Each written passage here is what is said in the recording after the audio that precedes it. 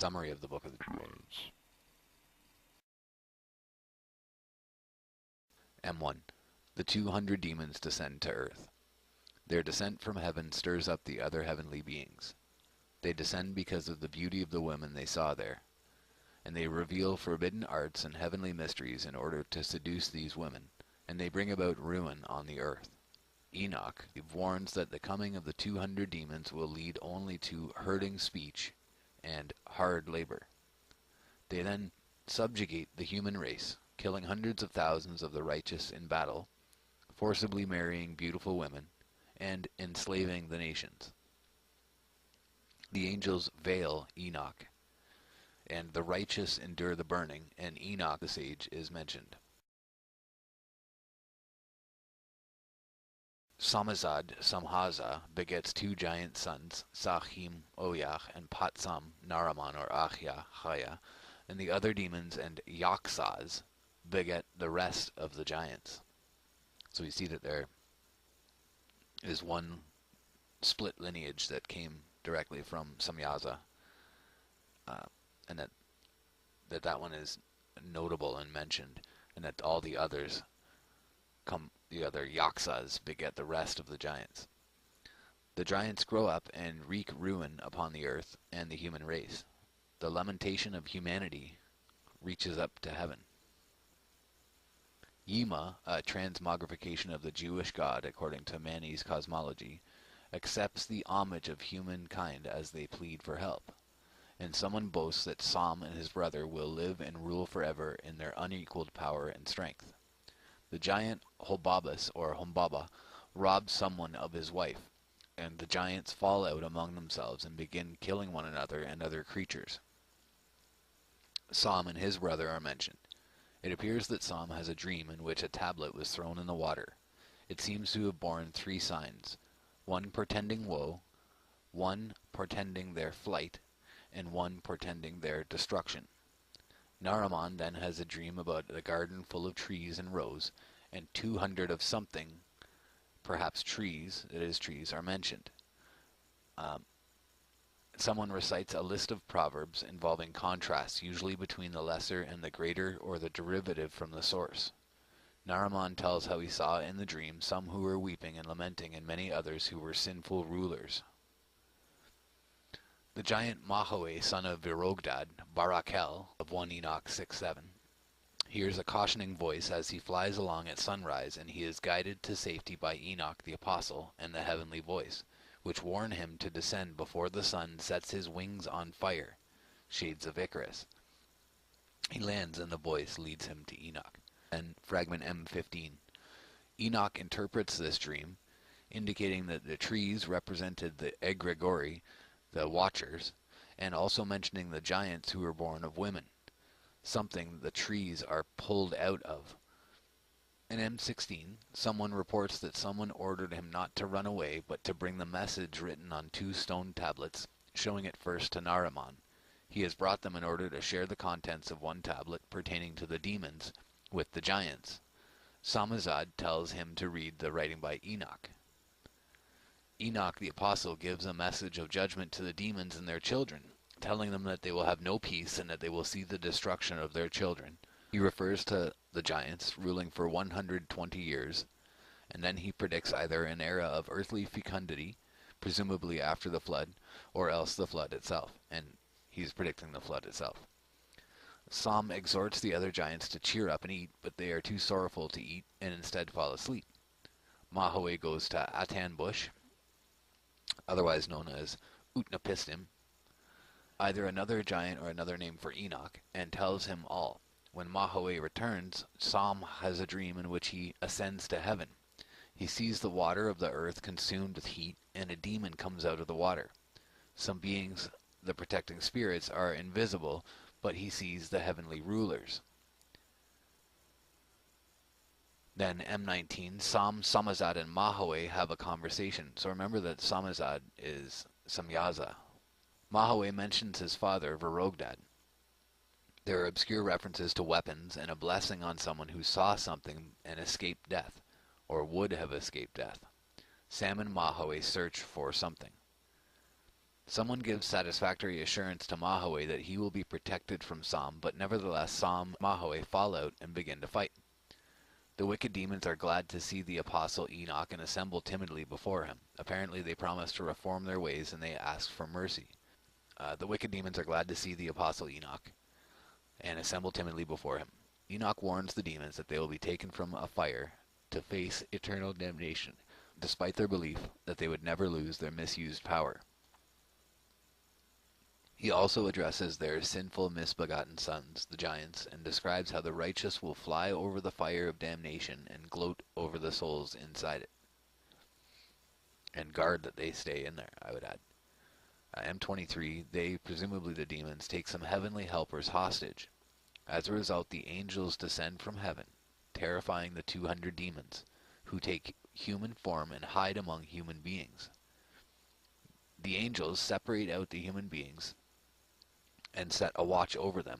They seize the giants from the demons and lead them, the children of the giants, to safety in 32 distant towns prepared for them by the living spirit at Aryan Weezin, the traditional homeland of the Indo-Iranians, in the vicinity of the sacred Mount Sumeru and other mountains.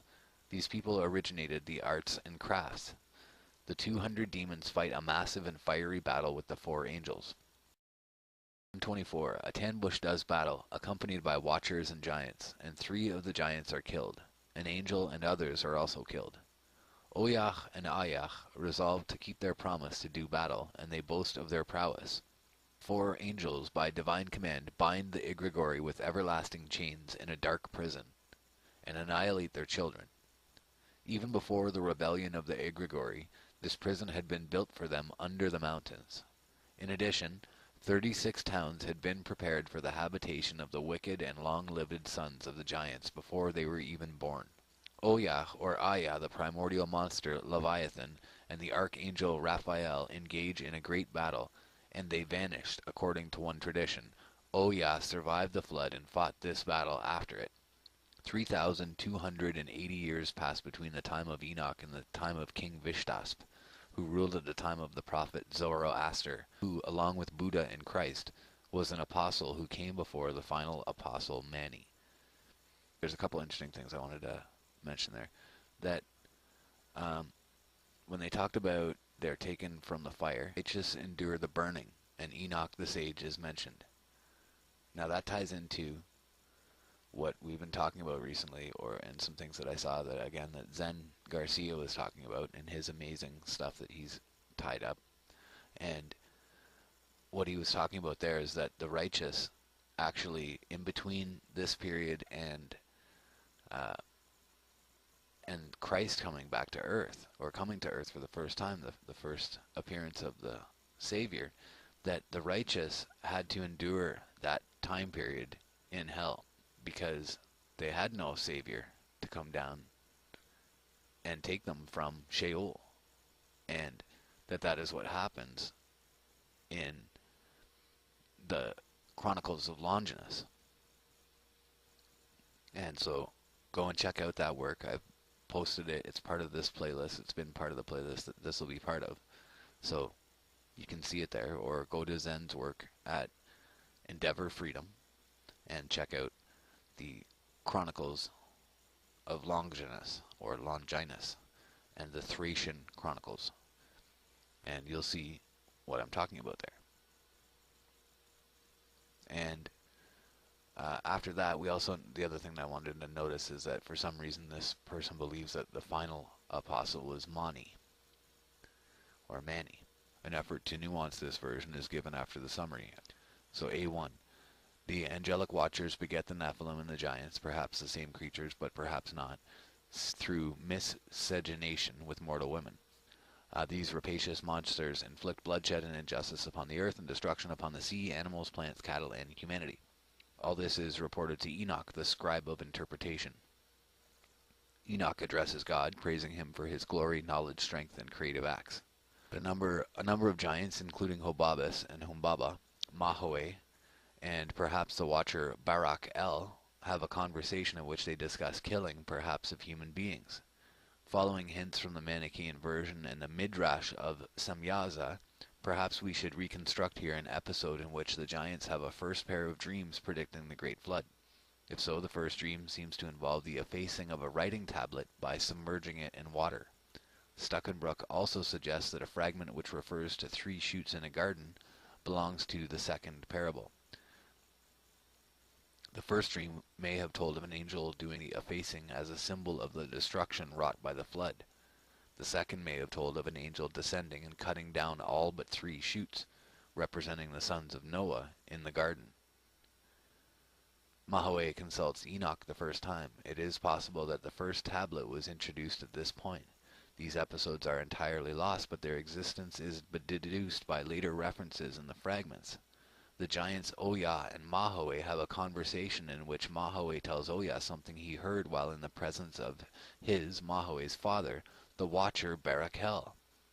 Oya responds that he too has heard of 4 marvels, and he starts to make a comparison which pertains to a woman giving birth. There is a conversation among the giants in which one of them admits that, despite his own might, he has been unable to prevail in war against some heavenly beings, presumably the archangels. Oya mentions an oppressive dream which has disturbed him, and someone tells the giant Gilgamesh to recount his dream as well.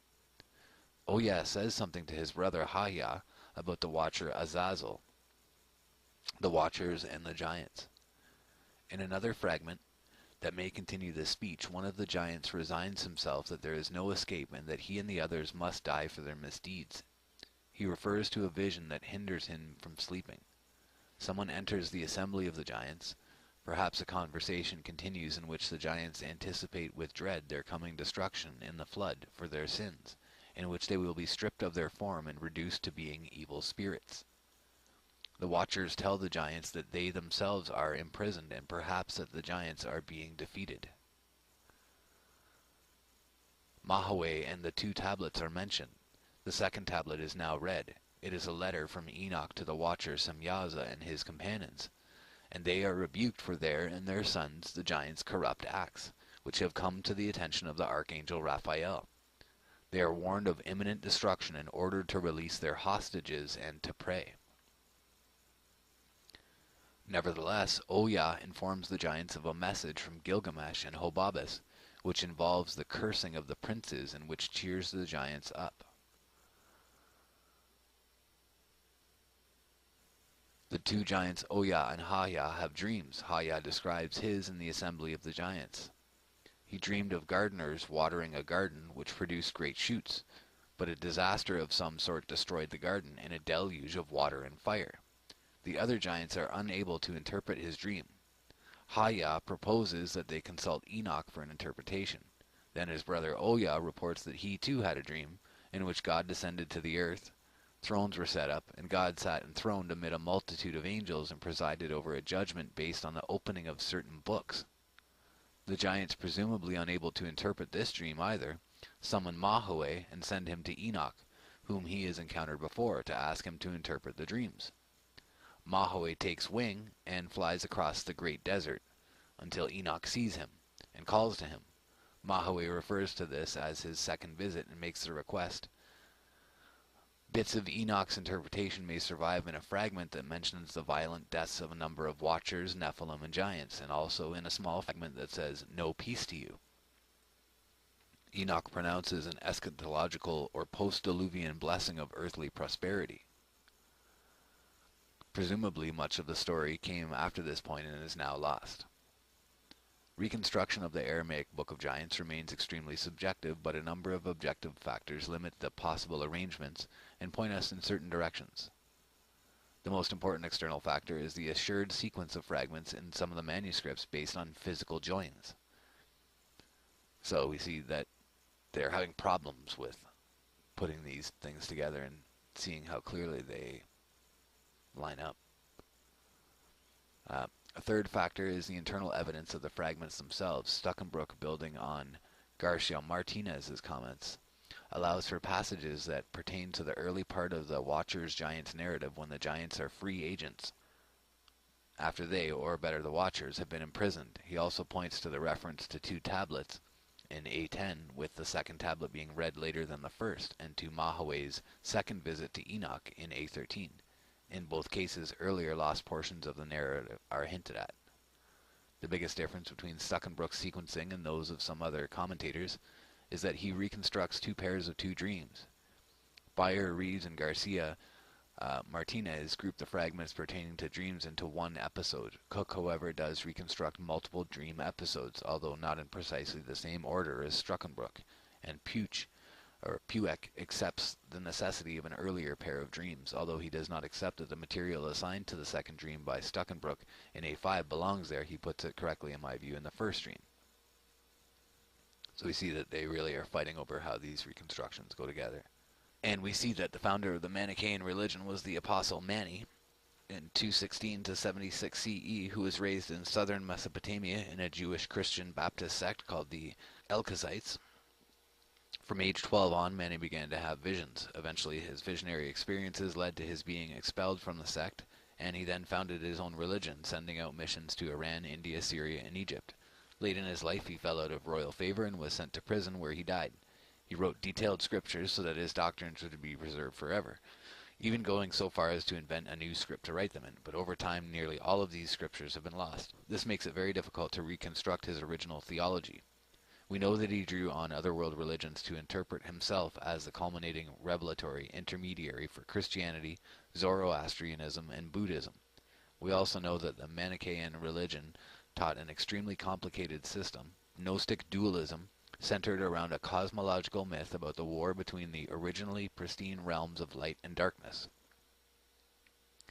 The physical universe was created as a trick to liberate the captive sparks of light in living beings from the realm of darkness. There were two classes of practicing Manichaeans: the elect, who lived ascetic, monastic lifestyles of celibacy, vegetarianism, etc., and the hearers, who supported the elect financially and otherwise in the hope of being reincarnated themselves as elect in due course. Although most of Mani's scriptures are themselves lost, lists of the titles of these documents survive in works by both friendly and hostile writers who wrote in Coptic, Greek, Arabic, and even Chinese. Allowing for minor corruptions, all the lists mention the same 7 works, usually in more or less the same order. These are the Gospel, the Treasure of Life, the Pragmatia, the Treatise, the Book of Mysteries, the Book of Giants, the Epistles, and the Psalms.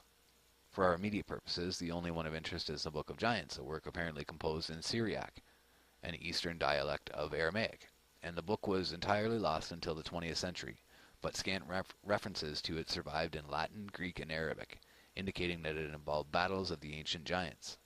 Then, about a century ago, many highly fragmentary Manichaean works written in Central Asian languages were recovered archaeologically at Turfan in China, and much of the find remains unpublished even at present. Should we read that again? Then, about 100 years ago, many fragmentary Manichaean works written in Central Asian languages were recovered at Turfan in China, and much of the find remains unpublished. Among the published fragments are many badly eroded manuscripts of the Book of Giants in various languages. So we see again that they have found this very clearly. They probably have a very clear, good book of it, and we are not given that translation. The Manichaean versions adapted the story of the giants to fit Iranian mythology. Schiavo discusses these adaptations at length, and 3 of the most striking adjustments have to do with the names of the major characters. Sam, or Sam, is the name of the immortal dragon slayer in later Iranian epic. His name is given to the giant Ohyah, and Ohyah's brother Hahyah is given the name Naraman, who in Iranian epic is a figure closely connected to Sam, either identified with him or presented as one of his close relatives. The name of the father of the giant Mahoe, the demon Varogdad, means given by lightning in Persian, a loose translation of Barak El, which is Hebrew for lightning of God. The watcher Barak El seems to be the father of Mahoe in the Aramaic version of the Book of Giants. Between Mani's Book of Giants and the stories of the giants related in the Enoch literature and in Jubilees, these were already good indicators of Mani's use of earlier Jewish traditions, a use confirmed by the discovery of the Dead Sea Scrolls in 1947. These consisted of many hundreds of parchment and papyrus manuscripts in Hebrew and Aramaic, with a few also in Greek, most of which had rotted away into tens of thousands of fragments. Fragments survived as some of the Enoch books in Aramaic, and also the Book of Jubilees in Hebrew. J.T. Millick has also discovered roughly 6 to 10 extremely poorly preserved manuscripts of an Aramaic Book of Giants, apparently the document used by many as the basis for his scriptural work. These manuscripts give no indication of being sectarian compositions. Their paleographic dates fall roughly across the 1st century BCE, so presumably the book was composed before this, although how long before remains open to question. The kernel of the same story appears in the Bible in Genesis 6:1-4, but as with the Book of the Watchers, it remains debatable whether the traditions about the Watchers and Giants are creative expansions of the Genesis passage, or independent transmissions of stories that have been summarized and truncated in Genesis. So, and then it talks about the Midrash of Samyaza, which Millick has published and translated in his edition of some of the Aramaic fragments of the Book of the Giants. And this work tells how at the time of the corrupt generation of the flood, the angels Samyaza and Azazel make a bet with God that if they were to descend from heaven to earth, they would be able to resist the lure of the evil inclination. But after descending, they promptly lose the bet. They notice the beauty of mortal women and cannot restrain themselves from becoming sexually involved with them. Soon they find themselves revealing heavenly secrets to their mortal wives. Semyaza begets sons named Heya and Aheya. The angel Metatron, another name for the deified Enoch in the Hekala traditions, sends them a warning of the coming flood. Heya and Aheya each have a prognostic dream. In the first, an angel descends from heaven and scrapes an enormous stone tablet with writing on it, which was spread across the whole world until only 4 words remain. In the second, there is a garden full of trees and gems, but an angel descends and cuts down everything but one tree with 3 branches. Both dreams predict the coming of the flood and the destructions of all human beings, except Noah and his 3 sons. The giants are then killed in the flood, but are consoled by the fact that mortals will use their names in incantations, and thus their fame will never cease. Samyaza repents and suspends himself upside down between heaven and earth. Azazel refuses to repent and becomes a demon who entices men to corrupt deeds and who bears the sins of Israel on the Day of Atonement. Leviticus 16:7-10. The numerous and striking parallels with the Book of Giants are obvious. Although there is only one pair of dreams in the Midrash of Samyaza, Stuckenbrook argues that the original Book of Giants had 2 sets, and that this may well be true also of the Manichaean version. Moving now from history of transmission to background influences, the Aramaic Book of Giants draws on ancient Near Eastern myth rather as the Manichaean version draws on Iranian. 2 of the evil giants in the Aramaic version are named Gilgamesh and Hobabus. Gilgamesh is an epic figure in Sumerian and Akkadian literature, best known from the Epic of Gilgamesh, a work whose importance in ancient Mesopotamia was comparable to that of the Homeric epics in ancient Greece. According to the epic, Gilgamesh, a huge, semi-divine man, has many adventures with his friend, the wild man Enkidu. One of these is the slaying of the monster Humbaba in the cedar forest. But Enkidu dies tragically, and Gilgamesh sets out to discover the secret of immortality in order to avoid his friend's fate. He meets Utnapishtim, the Babylonian version of Noah, the only man to survive the flood. Unlike Noah, Utnapishtim was made immortal by the gods. Nevertheless, Gilgamesh fails in his quest, eventually dying and leaving only his heroic fame behind him. The giants Gilgamesh and Hobabus are reflexes of the Gilgamesh and Humbaba Huwawa of the Gilgamesh epic. Likewise, a Sogdian text of the Manichaean version refers to Atanbush, who is either another giant or Enoch under another name. Enoch also survived the flood and was made immortal. Atanbush is clearly a reflex of Utnapishtim, and we may assume that he appeared also in some lost passage or passages in the Aramaic Book of Giants. So now, knowing this more clearly, we can see that that's not what happened. It's just that they simply gave their name to that person. That's the name that in their culture that they had given to that person, when really it was 2 cultures on the opposite, or not even necessarily on the opposite, but on just in different places looking at the same person and calling him a different name. But really, and then retelling the story, and you can see how it's kind of a case of the broken telephone, where when he's speaking to one culture that has one language, that entity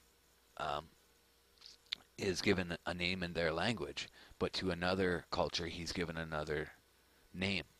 And so you see that it's the same story, and then there's just a bit of broken telephone in the way that the story is told.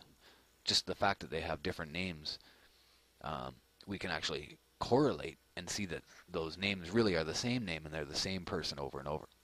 Like Samyaza and Gilgamesh and Utnapishtim, that these are really, they're the same people, just with a different name to a different culture.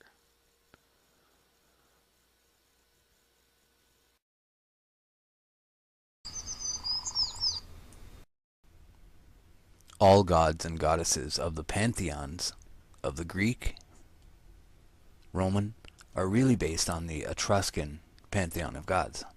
We know this from the Etrusca Disciplina texts. In Etruscan mythology, a corpus of texts termed the Etrusca Disciplina have been found. This name appears in Valerius Maximus, and Marcus Tullius Cicero refers to a disciplina in his writings.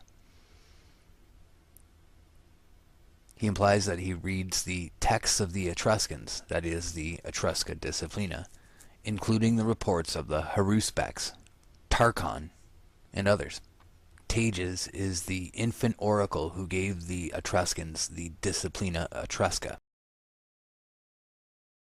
All point to the great antiquity and cultural importance of Tages, and Tyrrhenos, which is where the Tyrrhenian Sea gets its name from. And also you can see how that's related to the work, or to the word Tyr, as in Tyras, as in King Tyras, the king of Thrace, and Thracia, which we'll also come back to in some other portions in a moment, about who King Tyras and Thrace is in the biblical sense and where he comes from. And we're also going to tie this in further with who the Etruscans are, where this area is in the world, namely Sardinia. And we're going to tie this in a moment with the Septuagint. And there are some parts of the Septuagint that discuss this very explicitly. A haruspex, a haruspex.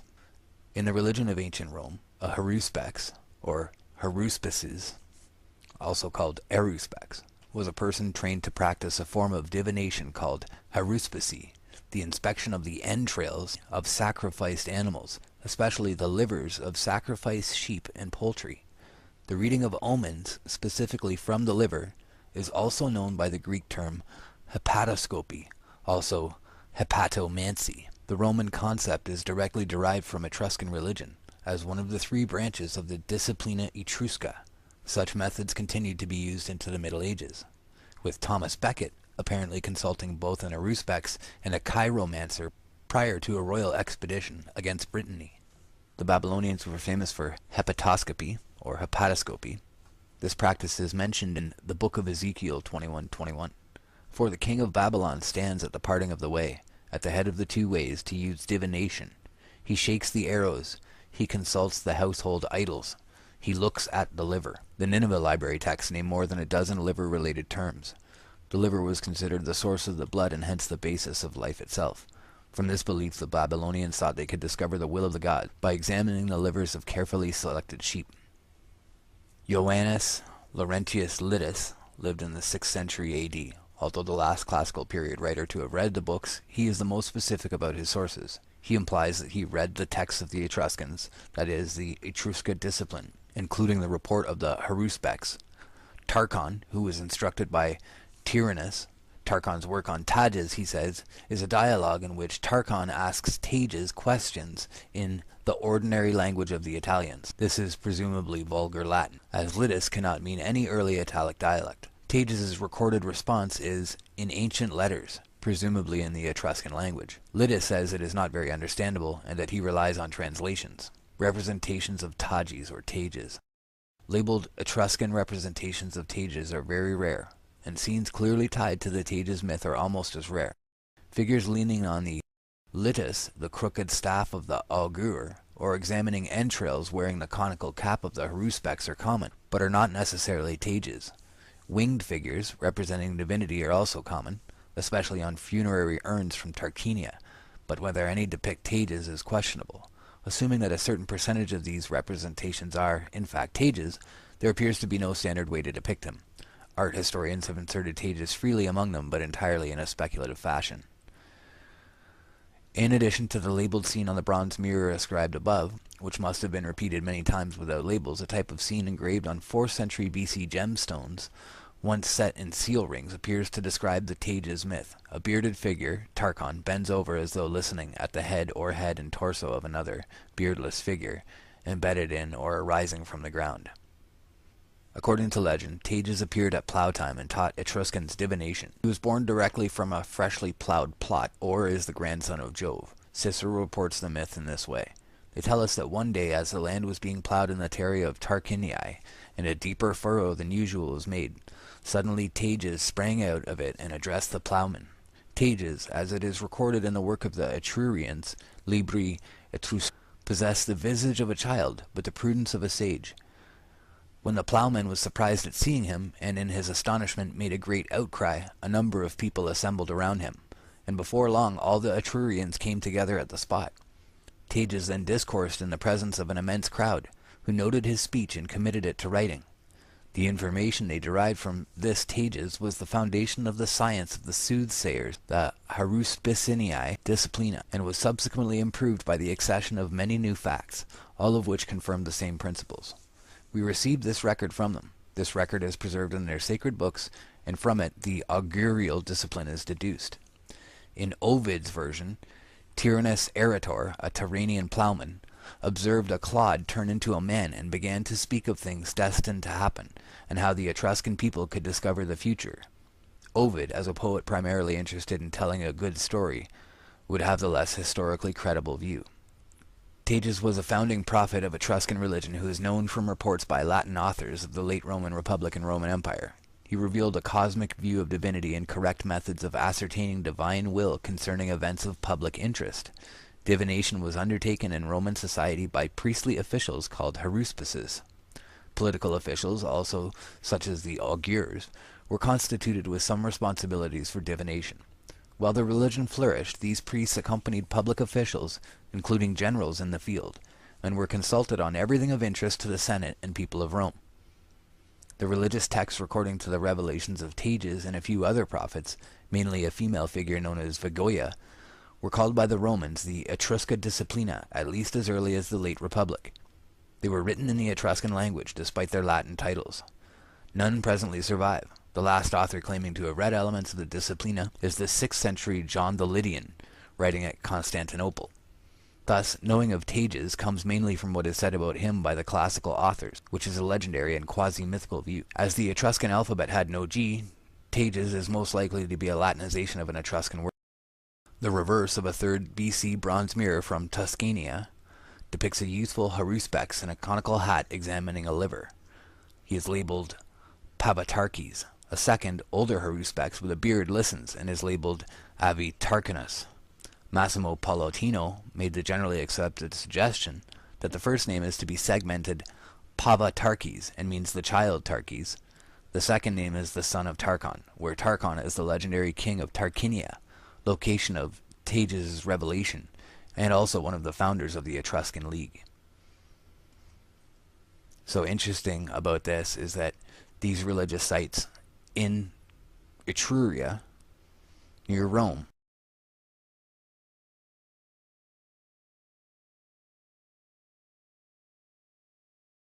this is the original version of what we would think of as the Bohemian Grove and the Midsummer Night's rituals in the Grove.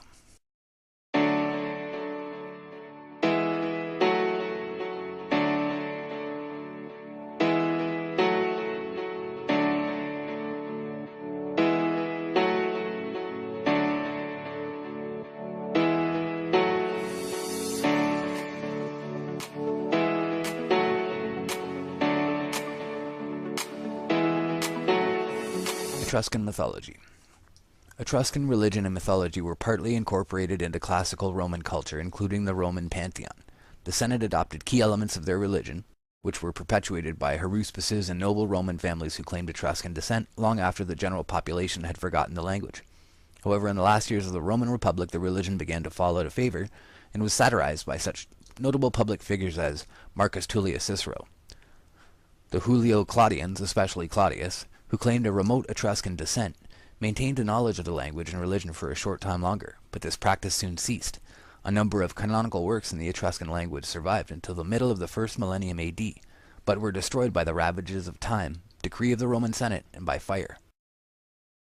An Etruscan mural of Typhon from Tarquinia.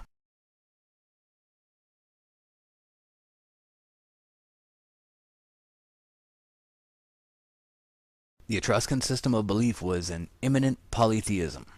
All visible phenomena were considered to be manifestations of divine power, and that power was embodied in deities who acted continually on the world, but could be dissuaded or persuaded by mortal men.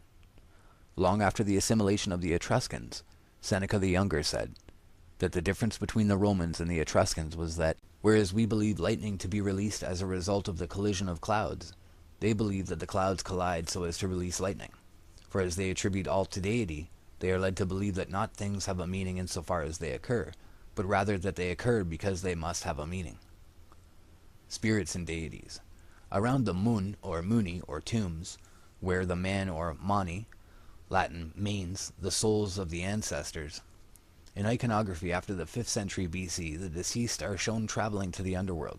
In several instances of Etruscan art, such as in the Francois tomb in Volci, a spirit of the dead is identified by the term Hinthiel, literally one who is underneath.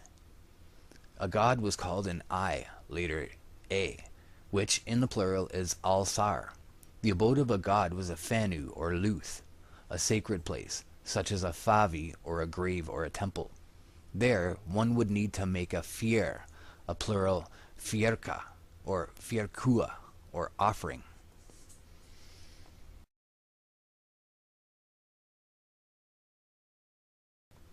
Three layers of deities are portrayed in Etruscan art. One appears to be lesser divinities of an indigenous origin, Catha and Usil, the sun, Tivir, the moon, Selvans, a civil god, Turan, the goddess of love, Laren, the god of war, Length, the goddess of death, Maris, Thalna, terms, and the god Fuflans, whose name is related in some unknown way to the city of Populonia and the Populus Romanus. Ruling over them were higher deities that seem to reflect the Indo-European system. Tin, or Tinia, the sky, Uni, his wife, Juno, and Sel, the earth goddess. As a third layer, the Greek gods were adapted by the Etruscan system during the Etruscan Orientalizing period of 750 through 600 BC. Examples are Ariadne, Artemis, Minerva, Latin equivalent of Athena, and Pasha, which is Bacchus, the Latin equivalent of Dionysus. And over time, the primary trinity became Tinia, Uni, and Minerva. Mythological figures. A list of Etruscan mythological figures and a list of Etruscan names for Greek heroes.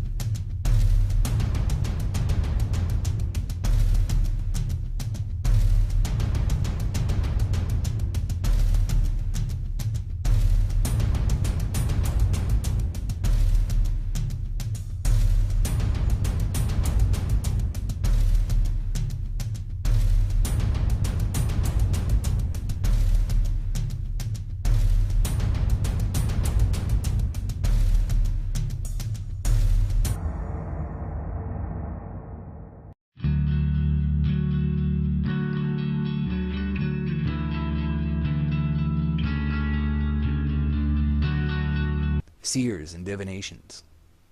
The Etruscans believed their religion had been revealed to them by seers, the two main ones being Tages, a childlike figure born from tilled land who was immediately gifted with prescience, and Vegoia, a female figure. The Etruscans believed in intimate contact with divinity, They did nothing without proper consultation with the gods and signs from them. These practices were taken over in total by the Romans.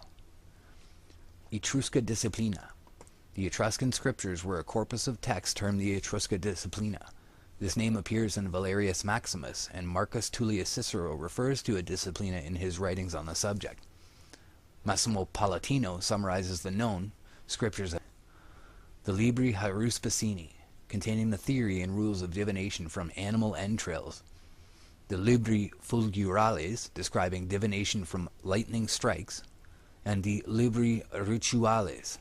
The last is composed of the Libri Fatales, detailing the religiously correct methods of founding cities and shrines, draining fields, formulating laws and ordinances, measuring space, and dividing time. The Libri Acherontici, dealing with the hereafter, and the Libri Ostentaria, containing rules for interpreting prodigies. The revelations of the prophet Tages were given in the Libri Tagetici, which included the Libri Haruspicini and the Acherontici, and those of the prophetess Vigoia in the Libri Vigoici, which included the Libri Fulgurales and part of the Libri Rituales. These works did not present prophecies or scriptures in the ordinary sense. The Etrusca Disciplina foretold nothing itself, to have had no systematic ethics or religion and no great visions. Instead, they concentrated on the problem of the will of the gods, questioning why, if the gods created the universe and humanity, and have a will and a plan for everyone and everything in it, they did not devise a system for communicating that will in a clear manner. The Etruscans accepted the inscrutability of their gods' wills. They did not attempt to rationalize or explain divine actions or formulate any doctrines of the gods' intentions. As answer to the problem of ascertaining the divine will, they developed an elaborate system of divination. That is, they believed the gods offer a perpetual stream of signs in the phenomena of daily life, which, if read rightly, can direct humanity's affairs. These revelations may not be otherwise understandable and may not be pleasant or easy, but are perilous to doubt. The Etrusca Disciplina, therefore, was mainly a set of rules for the conduct of all sorts of divination. Palatino calls it a religious and political constitution. It does not dictate what laws shall be made or how humans are to behave, but rather elaborate rules for asking the gods these questions and receiving answers. Cicero said, "For a hasty acceptance of an erroneous opinion is discreditable in any case, and especially so in an inquiry as to how much weight should be given to auspices, to sacred rites, and to religious observances. For we run the risk of committing a crime against the gods if we disregard them, or of becoming involved in old women's superstitions if we approve them." He then quipped regarding divination from a singing of frogs. Who could suppose that frogs had this foresight? And yet they do have by nature some faculty of premonition, clear enough of itself, but too dark for human comprehension. Divinatory inquiries, according to discipline, were conducted by priests, whom the Romans called haruspices or sacerdotes. Tarquinii had a college of 60 of them. The Etruscans, as evidenced by the inscriptions, used several words: Capon, Sabine Cupencus; Maru, Umbrian Maron; Eisnev, Hatrenchu, priestess. They called the art of haruspicy Zik Nethshrak. A special magistrate, the Keches, looked after the Kecha or wrath, the sacred things. Every man, however, had his religious responsibilities, which were expressed in an alumnath or slikaces, a sacred society. No public event was conducted without the Netzvis, the haruspex, or his female equivalent, the Nethstra, who would read the bumps on the liver of a properly sacrificed sheep. We have a model of a liver made of bronze, whose religious significance is still a matter of heated debate, marked into sections which perhaps are meant to explain what a bump in that region would mean. This is obviously exactly what it is, and I think that these things still go on, and that this is really how it's one of the ways that they divine and divinate and speak with entities from the pit. And that this rite has been passed down. They seem to have a lot of information about it, considering that there's no information about it, and that it was all burned and destroyed. And yet they have all the names of all of it all pieced together here. And I would speculate that they still are doing this. In this place where you can see this photograph here, rare Etruscan Fanu located at Orvieto.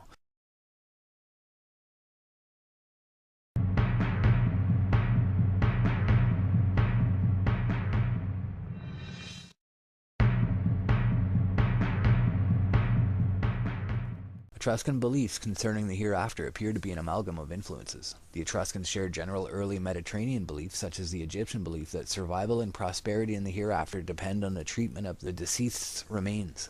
Etruscan tombs imitated domestic structures and were characterized by spacious chambers, wall paintings, and grave furniture. In the tomb, especially on the sarcophagus, example shown below, was a representation of the deceased in his or her prime, often with a spouse. Not everyone had a sarcophagus. Sometimes the deceased was laid out on a stone bench. As the Etruscans practiced mixed inhumation and cremation rites, the proportion depending on the period, cremated ashes and bones might be put into an urn in the shapes of a house or a representation of the deceased. In addition to the world still influenced by terrestrial affairs, was a transmigrational world beyond the grave, patterned after the Greek Hades. It was ruled by Aita, or Aita, and the deceased was guided there by Sharun, the equivalent of death, who was blue and wielded a hammer. The Etruscan Hades was populated by Greek mythological figures, and a few, such as Tukulcha, of composite appearance. The mythology is evidenced by a number of sources in different media. For example, representations on large numbers of pottery, inscriptions and engraved scenes on the praenestine cistiae, ornate boxes, see under Etruscan language, and on specula, ornate hand mirrors. Currently, some 24 fascicles of the Corpus Speculorum Etruscorum have been published. Specifically, Etruscan mythological and cult figures appear in the Lexicon Iconographum Mythologiae Classicae. Etruscan inscriptions have recently been given a more authoritative presentation by Helmut Rix. Etruskisch text. Interpretatio Graeca, the Greek translation or interpretation by means of Greek models, is a discourse in which ancient Greek religious concepts and practices, deities, and myths are used to interpret or attempt to understand the mythology and religion of other cultures. It is thus a comparative methodology that looks for equivalencies and shared characteristics. The phrase may describe Greek efforts to explain others' beliefs and myths, as when Herodotus describes Egyptian religion in terms of perceived Greek analogues, or when Dionysius of Halicarnassus and Plutarch document Roman cults, temples, and practices under the names of equivalent Greek deities. Interpretatio Graeca may also describe non-Greeks' interpretation of their own belief systems by comparison or assimilation with Greek models, as when Romans adapt Greek myths and iconography under the names of their own gods. And what we really see happening here is the fact that these potentates that were called gods by the Etruscans were passed down to the Greeks and the Romans, but what they really were the fallen angels, the Watchers' sons, the men of old, the men of great renown who carried the knowledge of their forefathers, of their fathers, the fallen angels, who taught man all arts, all of the 7 classical arts, and passed on all of that knowledge, and therefore they were considered gods and considered great men, and that's where all these stories around them were created, when really what they are is the stories of the fallen and the fallen angels. We know that these families that are still part of the papacy and were directly involved in the current Pope's ascension to his position, that they trace their roots back to these Etruscans and to these great families. These 13 bloodlines of the Illuminati all trace their bloodlines back to these snake bloodlines that are related to the Etruscans and are still housed and still concentrate their family's value and their family's wealth around Rome and around this area, around Sardinia in Italy. And now we're going to look at the quotes from the Septuagint regarding the men of the pit of Sheol, of the giants being put in the pit, and Sardinia, and them coming back from Sardinia, from the pit. And we're also going to tie this in with, obviously, with CERN, which is located at the Swiss border, not too far from this area, on top of an ancient temple to Apollo, which, as we see, is really an Etruscan god, and is really not a god at all. It was the son of Samyaza, who is known as Apollo to us, to the Greek, and known as Shamash to the Babylonians.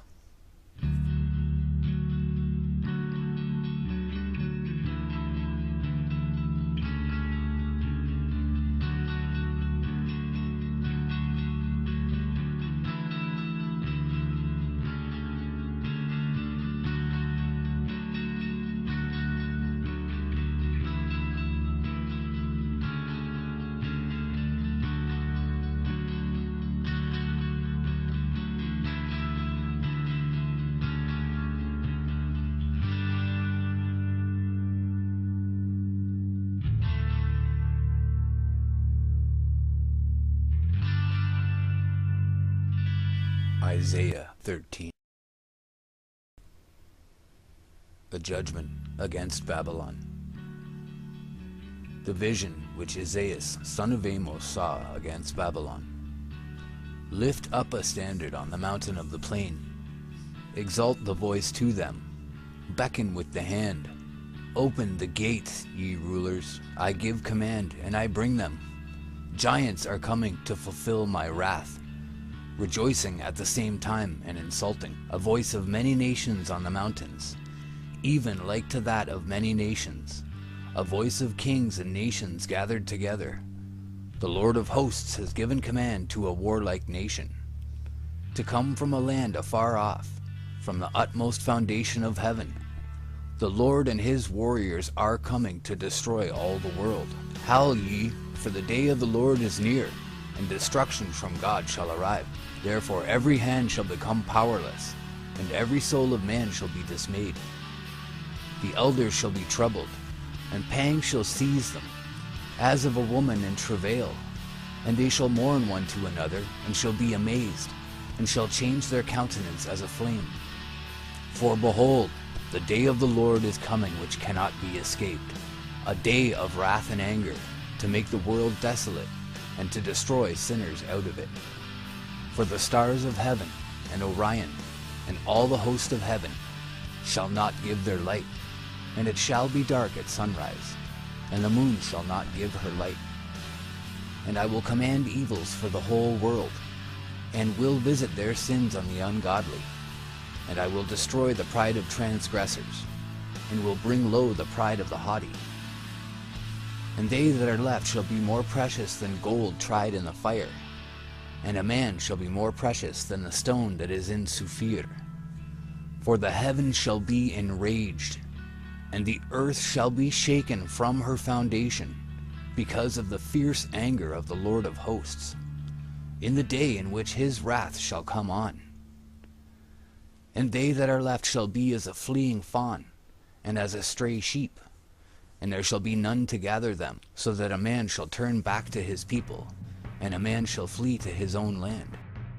For whosoever shall be taken shall be overcome, and they that are gathered together shall fall by the sword, and they shall dash their children before their eyes, and they shall spoil their houses, and shall take their wives. Behold, I will stir up against you the Medes, who do not regard silver, neither have they need of gold. They shall break the bows of the young men, and they shall have no mercy on your children, nor shall your eyes spare thy children. And Babylon, which is called glorious by the king of the Chaldeans, shall be as when God overthrew Sodom and Gomorrah. It shall never be inhabited, neither shall any enter into it for many generations. Neither shall the Arabians pass through it, nor shall shepherds at all rest in it. But wild beasts shall rest there, and the houses shall be filled with howling, and monsters shall rest there, and devils shall dance there, and satyrs shall dwell there, and hedgehogs shall make their nests in their houses. It will come soon, and will not tarry.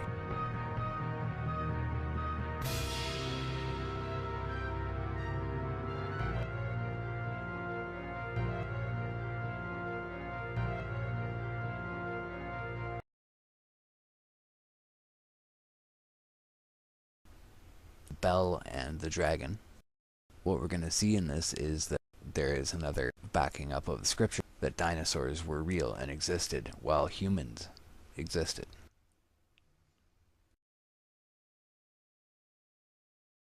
So Bel and the dragon, Apocrypha. This is from the edition of the Greek text, which is the New English translation of the Septuagint. Bel and the dragon. From a prophecy of Habakkuk the son of Jesus of the tribe of Levi, there was a certain person, a priest, whose name was Daniel son of Habal, a companion of the king of Babylon. And there was an idol, Bel, which the Babylonians would revere. Now every day they were squandering on it 12 bushels of choice flour, and 4 sheep, and 6 measures of oil. And the king would revere him, and the king would go every day, and would do obeisance to him. But Daniel would pray to the Lord. And the king said to Daniel, Why do you not do obeisance to Bel?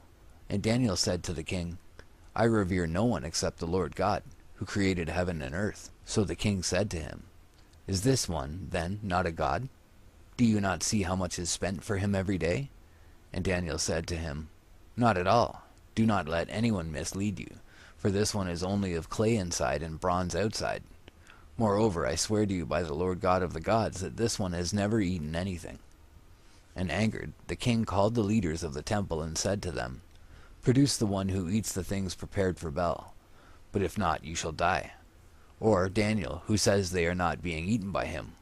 But they said, It is Bel himself who eats them. Then Daniel said to the king, Let it be so.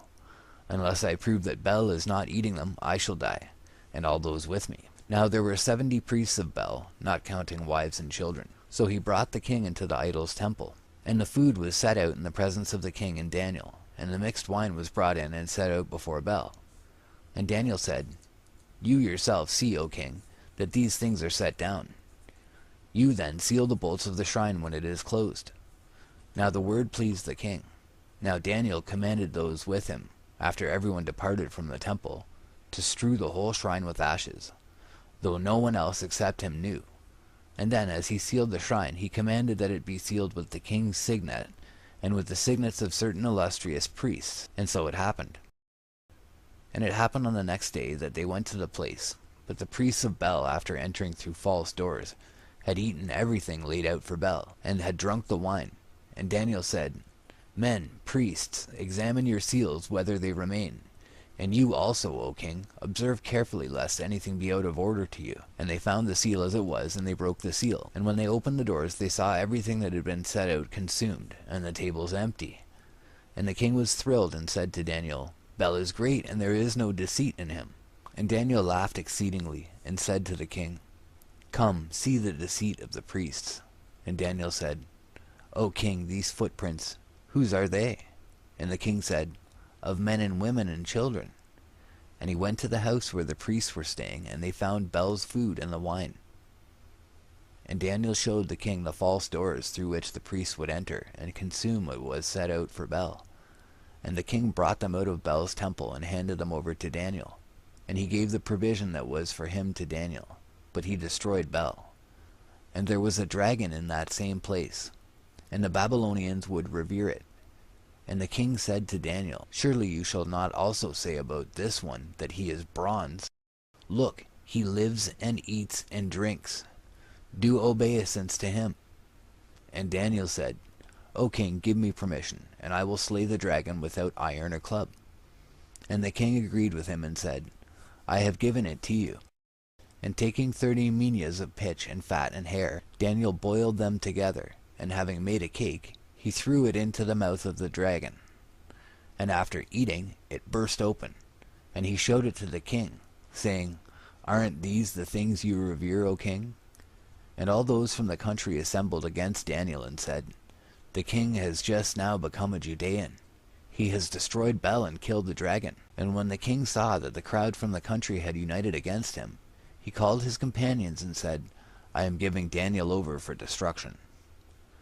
Now there was a pit in which 7 lions would be fed, to which the conspirators of the king would be delivered, and every day 2 bodies condemned to death would be provided for them.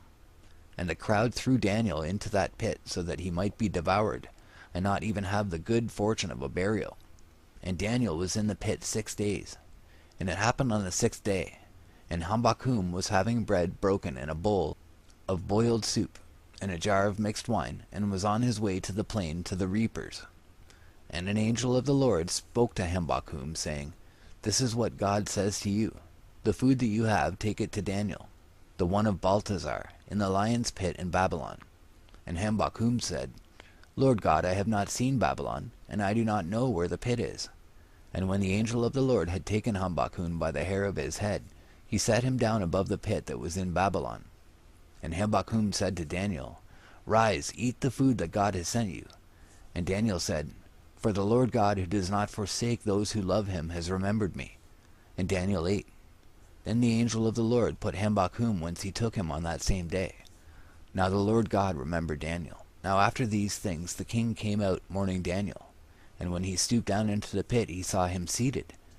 And when he had shouted out, the king said, The Lord God is great, and there is no other besides him. And the king brought Daniel out from the pit, and threw into the pit those responsible for his ruin before Daniel. And they were devoured.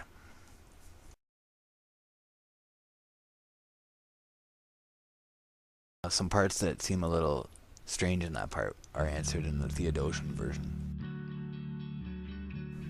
And King Astyages was added to his ancestors, and Cyrus the Persian received his kingdom. And Daniel was a companion of the king, and was honored beyond all his friends. And the Babylonians had an idol, whose name was Bel, and each day they would spend on him 12 bushels of choice flour, and 40 sheep, and 6 measures of wine. And the king would revere him, and would go every day to do obeisance to him. But Daniel kept doing obeisance to his God. And the king said to him, Why do you not do obeisance to Bel? So he answered, Because I do not revere idols made with hands, but the living God, who created heaven and earth, and has dominion over all flesh. And the king said to him, Do you not think that Bel is a living God? Or do you not see how much he eats and drinks every day? And laughing, Daniel said, Do not be deceived, O king, for this one is only clay inside and bronze outside, and he has never eaten nor drunk anything. And angered, the king called his priests and said to them, If you do not tell me who is eating this provision, you shall die. But if you show that Bel is eating them, Daniel shall die, because he has spoken blasphemy against Bel. And Daniel said to the king, Let it be done according to your word. And there were 70 priests of Bel, apart from wives and children. And the king went with Daniel into the house of Bel. And the priests of Bel said, Lo, we are now going outside.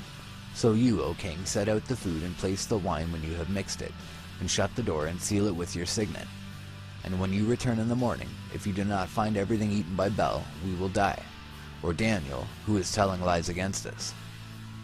Now they were contemptuous, for beneath the table they had made a hidden entrance, and they used to go through it regularly and consume them.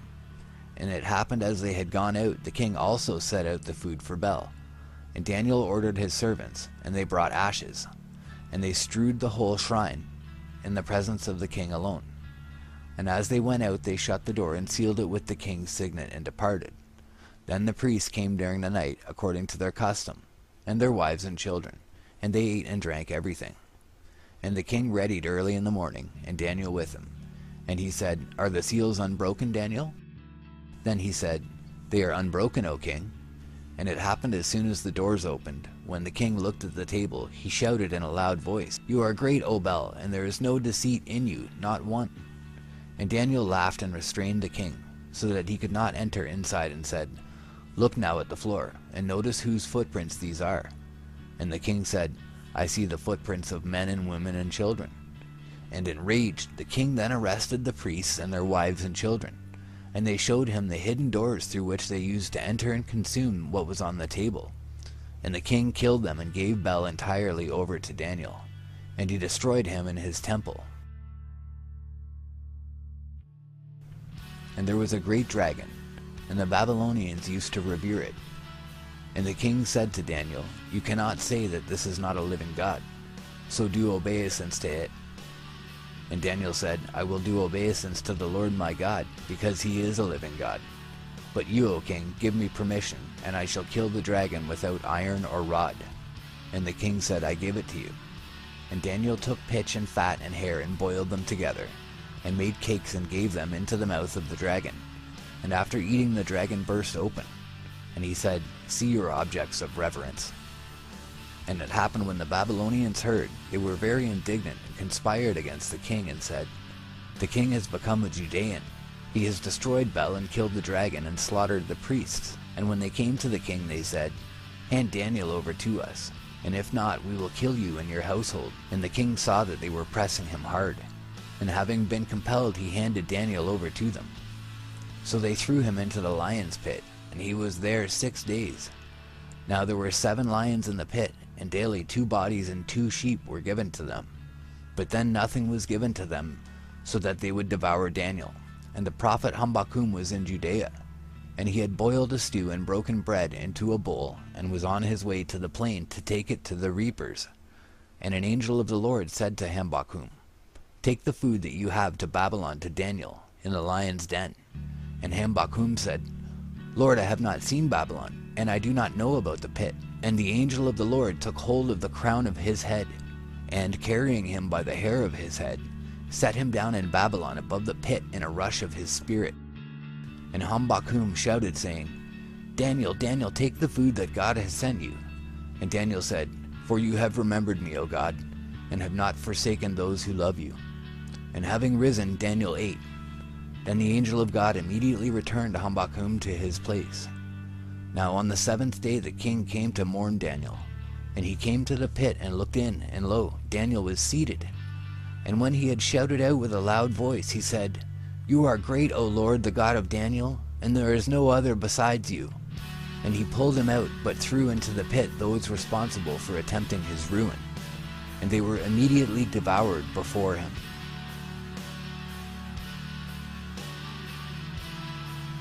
Bel and the dragon. What we'll notice there is that the dragon was a live, breathing being. Now we can also look at what that king, we can look at his gates on the Ishtar gates, and we can see what the dragon might have looked like.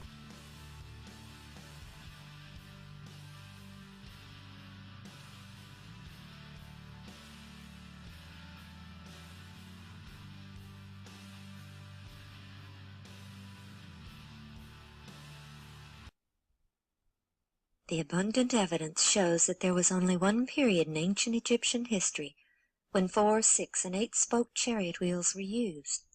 In his article, Observations on the Evolving Chariot Wheel in the 18th Dynasty, James K. Hoffmeyer in 1976 explains that it was only at the beginning of the 18th Dynasty that the chariot comes into use in the Egyptian army. He also relates how it was only during the 18th Dynasty that the 4, 6, and 8-spoked wheels were used, and that monuments can actually be dated by the number of spokes in the wheel. Exodus 14:6. And he made ready his chariot, and took his people with him. And he took 600 chosen chariots, and all the chariots of Egypt, and captains over every one of them.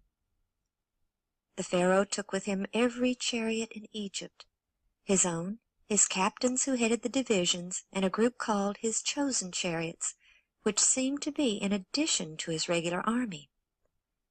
There is an inscription of Ramses Meriamun that tells that he had an army of 20,000 troops, which was divided into 4 divisions.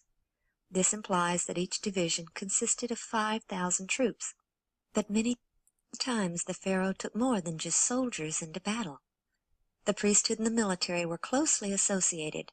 The Egyptian government was a combination church and state, so to speak. There were many, many gods in ancient Egypt, but the ultimate god was the one represented as the sun and known throughout the various times as Amun, Aten, and Ra or Re.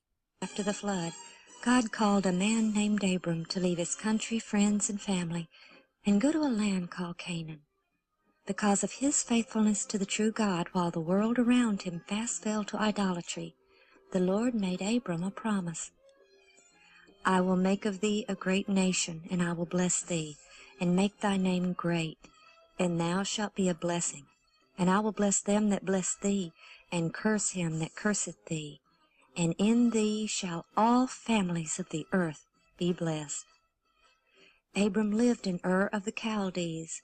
There were several ancient cities by the name of Ur, but the phrase Ur of the Chaldees makes it clear which city was Abram's home. The Urartuans worshipped a group of gods whom they called the Chaldees. Near Lake Van, several inscriptions have been found, one of which mentions 63 gods followed by 16 goddesses. One inscription states, "This is the spoil of the cities which I obtained for the people of Chaldees in 1 year." Ur today is called Urfa, and was in the plain of Shinar, where the great apostasy of Noah's family had fully bloomed into profound paganism. Abram's family had remained near Babel when the other groups had left the region.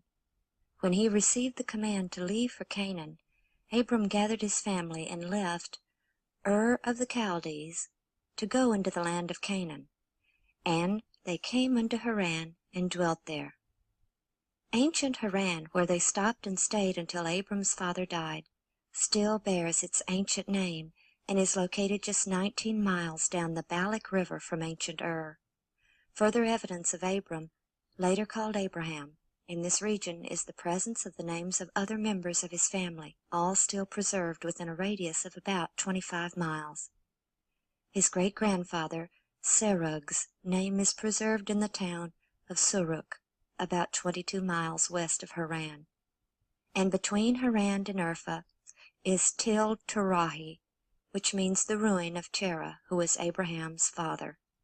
And of course Haran was the name of Abram's brother, who was the father of Lot. Slowly at first, in Canaan Abraham's family grew. His son Isaac bore 2 sons, Jacob and Esau. It was Jacob who would inherit the position of patriarch at Isaac's death, and it was his sons and grandsons who would one day formally become the nation called Israel. Among the 12 sons of Jacob, one was especially favored by him, Joseph. And unwisely Jacob showed his favor by bestowing upon the boy a special coat of many colors, which caused great jealousy among the other sons. Their jealousy was made even greater by the dreams that Joseph had and shared with his family, dreams which indicated that he would one day occupy a position of great authority, and that the others would bow down unto him. One day when his older brothers were tending the flocks in Shechem, Jacob sent Joseph to see if all was well with them. When Joseph approached them from afar, the brothers' jealousy caused them to plot Joseph's death. Only his brother Reuben saved the 17-year-old's life by insisting that they not kill him, but instead cast him into a pit. Stripping him of his special coat, they did so, and when a company of Ishmaelites taking spices and balm to Egypt approached, they decided to sell their brother as a common slave to these men for 20 pieces of silver. But in spite of the horrendous betrayal and ordeal this young man suffered, Joseph remained faithful to the God of his fathers and became a shining light in a land of darkness. He accepted his life in this foreign land among a heathen nation and became a trusted servant to a high-ranking official of the Pharaoh. Then Joseph was falsely accused of a terrible crime and was imprisoned. When all hope must have appeared lost, he was summoned to interpret the Pharaoh's dreams. The interpretation of those dreams by Joseph had warned of an impending 7-year famine, which was to follow a 7-year period of plenty. Deeply impressed by the young man, Pharaoh asked Joseph's advice on what to do to avert a great nationwide calamity, and because of the wisdom displayed in his reply, the Pharaoh appointed him to collect the grain and prepare for the famine. So grateful was the Pharaoh to Joseph and his God that he appointed Joseph to a position second only to the Pharaoh. "Thou shalt be over my house, and according unto thy word shall all my people be ruled. Only in the throne will I be greater than thou." And it was through the obedience of Joseph that a special haven for the descendants of Abraham was provided. During the famine, Joseph's brothers came to Egypt to get grain. There Joseph recognized his brothers whom he had long ago forgiven. After he had tested them, he revealed his identity to the shocked and fearful sons of Jacob. When they realized Joseph intended no harm to them in spite of their grievous deed, they obeyed Joseph's command that they bring their father and entire family to Egypt.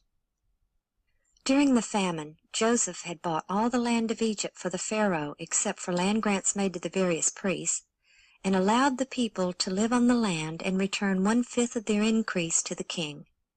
When Jacob's family arrived, the Pharaoh honored Joseph by bestowing upon them the right to live in the best of the land of Egypt, the land of Goshen, which was the beautiful and fertile Nile Delta. It is also called the land of Ramses, or Ra, the Creator, the sun god. And it was here that God's chosen people would grow and thrive from the 70 souls who came with Jacob until they became a great multitude. Though many have claimed there is no evidence of the story of Joseph in ancient Egypt, on an island just below the first cataract of the Nile, an ancient inscription written around the 4th century B.C. was found which claimed to be a copy of a document written by Pharaoh Djoser more than 1,000 years earlier. It is the story of a land grant made by the Pharaoh to the priests of the god Num. It tells of 7 years of famine and 7 years of plenty, how Pharaoh had a dream and consulted his chancellor for help. It contains most elements of the 7 years of famine and 7 years of plenty story, although they were corrupted in this account written over 1,000 years after the event took place. But most importantly, the priests who wrote this inscription were relying upon the land grants made by this Pharaoh to justify their claim to some land. They were not writing what they believed was an ancient myth. They obviously believed the land grants made by Pharaoh Djoser to still be valid and of enough authority to still be in effect well over 1,000 years later. And Joseph bought all the land of Egypt for Pharaoh. Only the land of the priests bought he not, for the priests had a portion assigned them of Pharaoh. Ancient Egyptian records list Djoser as the 16th Pharaoh of Egypt, and historians have classified him with the so-called Third Dynasty. His chancellor, named Imhotep, was first known through the writings of the Egyptian historian Manetho, who in the 3rd century B.C. wrote, "During Djoser's reign there lived a man named Imhotep, who had the reputation of the Greek god of medicine, and who invented the art of building with hewn stone." The legends attributed to Imhotep were so incredible that he was considered to be mythical until this century, when excavations at Djoser's pyramid complex revealed the base of a statue with the name Djoser on it and the name Imhotep, with his long list of titles, one of which was Chief under the King, a title which first appears with Imhotep and also was first bestowed upon Joseph. Imhotep was also the architect of Pharaoh Djoser's pyramid and surrounding complex, a veritable city within a city, of incredible beauty and extremely advanced in design. Built on the plateau of Saqqara, adjacent to ancient Memphis, the pyramid within the complex is the first ever built in Egypt.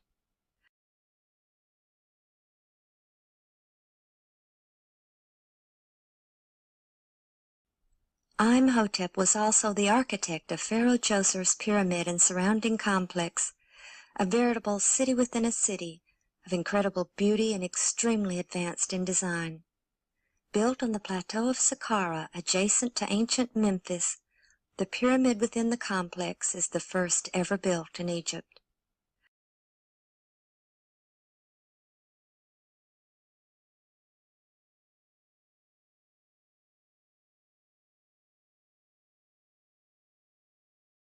Ron Wyatt spent a great deal of time here, searching for evidence which might shed light on the biblical account. Such an event as the famine described in the story of Joseph, and the distribution of grain to the other countries, would have required a major facility and system of organization. When the famine came and Joseph's brothers came from Canaan to get grain from Egypt, we are told that they went to Joseph, which indicates that he personally oversaw the distribution, at least to those coming from foreign countries, and this would mean that there was certainly a central location or granary to which the foreigners came. The complex at Saqqara contains 11 massive pits which even the Egyptians are at a loss to explain.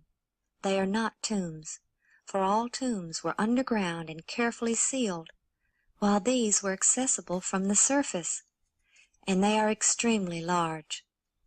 But most fascinating is the fact that they are all connected by chutes. Ron believes these were the grain storage pits of the 7-year famine. As grain was removed from one pit, grain from the other pits flowed through the chutes, making the grain always accessible from one location. These are within the wall of the step pyramid complex, which has only one entrance, and it opens to a long covered passageway with small cubicles on each side, each just the right size for a person to sit with perhaps a small table.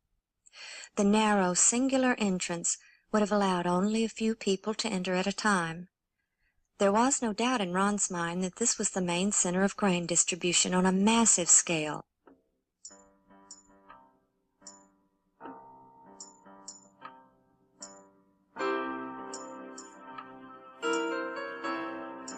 When they arrived to get their grain, the people lined up to enter the long corridor. Once inside, one of the cubicles for the amount of grain to purchase.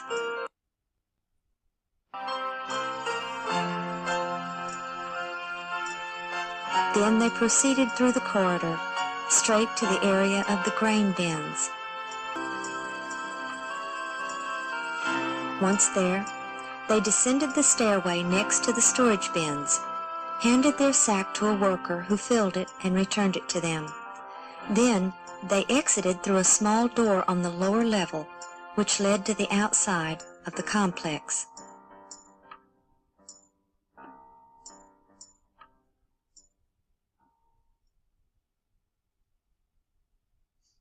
When the pits were first excavated, bits of grain still remained in them, but the official explanation was that it was the remains of food placed in graves for the deceased. However, as we mentioned, these bear no resemblance to any ancient Egyptian tombs, but they do bear a marked resemblance to pits identified as grain storage bins in other ancient civilizations. During the 7-year famine, Egypt gained great wealth and prominence among the nations through the selling of the grain. The Egyptians who lived in their cities along the Nile had little to do during the famine, since they had a 7-year supply of grain to rely on, and were able to devote their time to the building projects of the Pharaoh, not as slaves, but as grateful subjects. The family of Jacob, who lived in the Delta, separate from the native population, prospered and grew, exempt from the 1/5 taxation levied on the native population. From the time Jacob's family came to Egypt until the birth of Moses was about 180 years. Many pharaohs had come and gone, many ruling contemporaneously with others in different regions, but until now all recognized the rights granted to the people of Israel to live in the land of Ramses. But that was about to change. Exodus 1:8. There arose up a new king over Egypt, which knew not Joseph. Israel had remained a separate race from the Egyptians, and had grown and prospered to such an extent that they were viewed as a potential enemy nation right in the midst of Egypt. But the Pharaoh didn't want to banish the Israelites, because they were skilled craftsmen, adding great wealth to the nation. By oppressing them with the bondage of hard labor, he sought to subdue them and crush their spirit. When this failed, the king then sought to decrease their number by issuing a decree that every Hebrew male born alive was to be cast into the river and drowned. It was at this time that Moses was born, and hid by his mother in an ark of bulrushes, placed in the river, and rescued by the Pharaoh's own daughter. Raised as the Pharaoh's grandson, he was considered part of the royal family, but his loyalties remained with his own people. When Moses killed an Egyptian for smiting a fellow Hebrew, he incurred the wrath of his adopted grandfather, the Pharaoh, and he fled Egypt to Midian. There he married the daughter of Jethro, the priest of Midian, a worshipper of the true Creator. 40 years later, he was called of God at the burning bush to lead his now enslaved people out of Egypt. The rest of the story is well known, but the apparent lack of any evidence has led scholars to either doubt the truth of the entire story, to try to downplay the events and explain them in terms of natural science, or explain them as normal events which were blown out of proportion. Ron Wyatt believed they occurred exactly as the Bible stated. Ron was right. After the final plague, which took the lives of the firstborn throughout all of Egypt, Pharaoh called Moses and said, "Rise up, and get you forth from among the people, both ye and the children of Israel, and go, serve the Lord as you have said, and take your flocks and your herds as you have said, and be gone, and bless me also." With sandaled feet and staff in hand, the people of Israel had stood hushed, awed, yet expectant, awaiting the royal mandate that they should bid them go forth. Before the morning broke, they were on their way. The Israelites had been scattered throughout the empire of Egypt by this, wherever they were told to work for the Pharaoh. But during the plagues, they had all slowly returned to Goshen or Ramses. Exodus 12:37. And the children of Israel journeyed from Ramses to Succoth. They journeyed from the land of Ramses or Goshen, and encamped or gathered at Succoth. When the people were given the feast of unleavened bread, God told them, "For in this selfsame day have I brought your armies out of the land of Egypt. Therefore shall ye observe this day in your generations by an ordinance forever." This scripture clearly told Ron that they left Egypt that very day, and that Succoth was outside of Egypt proper. Many Egyptologists and scholars agree that the ancient Egyptian frontier fortress, called Tharu or Thaku, was ancient Succoth of the Exodus account, as it corresponds linguistically with the Hebrew word. Thaku was the last Egyptian city on the northeastern border, and was where the ancient pharaohs organized their armies as they prepared to go to war to the north and east. It was the only place large enough for several million people with their flocks and herds to be gathered together. And the journey of such a massive group would have been impossible without order, and Ron believed that it was at Succoth or Thaku that they were organized for travel. Here their journey began, but where were they going? Moses had asked to take the people 3 days' journey out of the land of Egypt to worship the true God. But by the command of God, Moses knew they would not return. He had been in Midian when he had seen the burning bush and had been called by the Lord to deliver his people out of bondage. And though he had been told he would lead them to the promised land, they were first to come to Mount Sinai, for God had told him, Exodus 3:12, "This shall be a token unto thee that I have sent thee. When thou hast brought forth the people out of Egypt, ye shall serve God upon this mountain." Many scholars agreed that Midian was in the northwest sector of present-day Saudi Arabia, but they somehow missed the fact that Mount Sinai was also in Midian. So, from Succoth, they set out for Midian and Mount Sinai. But the direct route, which would take them directly east, since they had to go around the eastern finger of the Red Sea, was too dangerous. Exodus 13:17, "And it came to pass, when Pharaoh had let the people go, that God led them not through the way of the land of the Philistines, although that was near. For God said, Lest peradventure the people repent when they see war, and they return to Egypt." The Philistines lived along the coasts. Ancient records show peaceful relations between the Philistines and Egypt at this time, but had they encountered the Israelites, they would have regarded them as escaping slaves and captured them to return them to Egypt. Therefore, God led the people about through the way of the wilderness of the Red Sea. Throughout known history, the desolate peninsula located between the two fingers of the Red Sea has remained uninhabited except for small, isolated groups of Bedouin. The ancient Egyptians operated mines there, but the conditions for life were so terrible that one official left a stele behind telling of his experiences there. Quote, "The highlands are hot in the summer, and the mountains brand the skin." And this desolate and forbidding region, nestled between the two fingers of the northern end of the Red Sea, was quite reasonably called in the biblical account the wilderness of the Red Sea. Instead of taking the people across the flat northern plain, Moses led them through the more mountainous region where they were protected by the mountains. At the end of 3 days, when the Israelites continued their journey, instead of returning in the direction of Egypt, spies and lookouts flashed signals across the mountains. Exodus 14:5, "And it was told the king of Egypt that the people fled." When they arrived at Etham, in the edge of the wilderness, they had almost reached the northern tip of the arm of the Red Sea called the Cup of Aqaba, but it was here that God had another plan for his people. "And the Lord spake unto Moses, saying, Speak unto the children of Israel, that they turn and encamp before Pi-hahiroth, between Migdol and the sea, over against Baal-zephon. Before it shall ye encamp by the sea, for Pharaoh will say of the children of Israel, They are entangled in the land, the wilderness hath shut them in." Had they continued their present course, they would have soon reached safety. But instead they turned south and entered into a massive group of mountains that were without escape. The winding 18-mile-long canyon, today called Wadi Watir, twisted towards the seashore, at times less than 100 feet wide. It constantly looked like a dead end up ahead, but as they continued their journey, the mountains would seem to open up as they approached.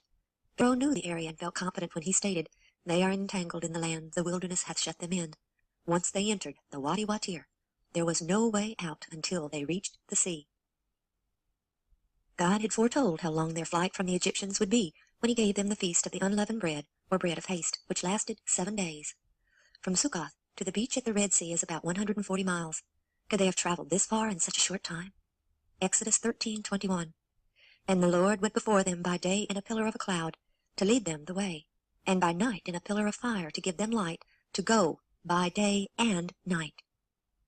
Traveling both day and night, they would have had only to average about 1 mile per hour, or 24 miles a day, to reach the sea in 6 days. Once they arrived at the sea, they encamped, but in great fear, for here they certainly felt trapped. Stories of the ordeal must have been passed down through many generations, for 1,500 years later the Jewish historian Josephus wrote, quote, "For there was a ridge of mountains that terminated at the sea, which were impassable by reason of their roughness and their flight." The enormous beach at present-day Nueva is certainly large enough to have held several million people and their flocks. And to the south, the mountains extend to the sea, making further travel impossible. When Ron first explored this beach in 1978, he saw the mountains of which Josephus wrote that blocked further travel to the south. To the north, he found the very ancient remains of an old Egyptian fortress, most likely built as an outpost for troops assigned to protect the Egyptian mine workers in the region from attacks from the north. The old structure remained in use for many, many years, as it had been repaired many times. Ron believes this was Pi-Hahiroth. Many people believe that the parting of the Red Sea could only have occurred at a place where it is relatively shallow.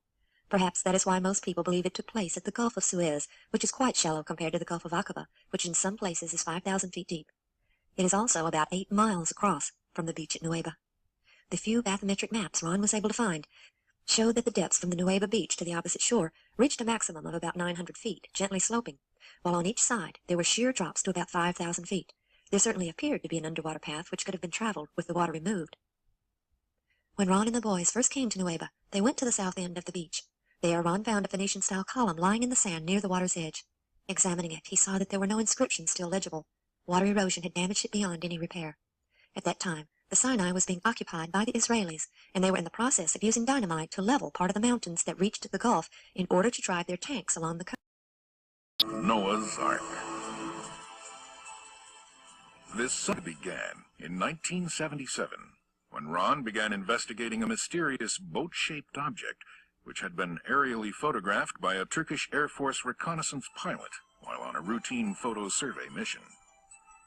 The pilot, Lieutenant A. Curtis, took these photographs from an altitude of 10,000 feet, approximately 12 miles from Mount Ararat.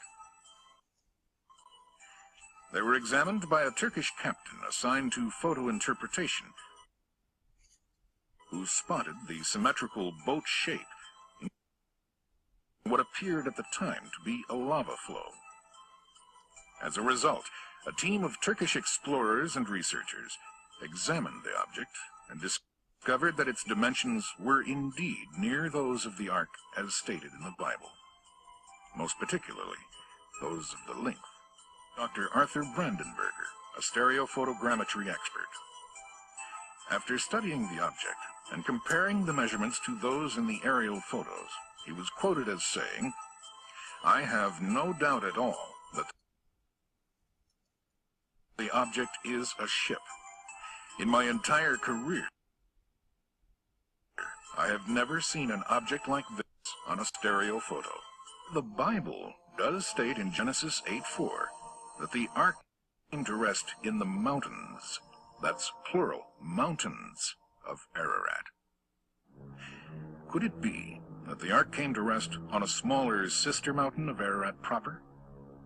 Have well-intending prior expeditions searched Ararat only because it is the highest point in the area, and as a result, overlooked and neglected other possible landing sites of the Ark?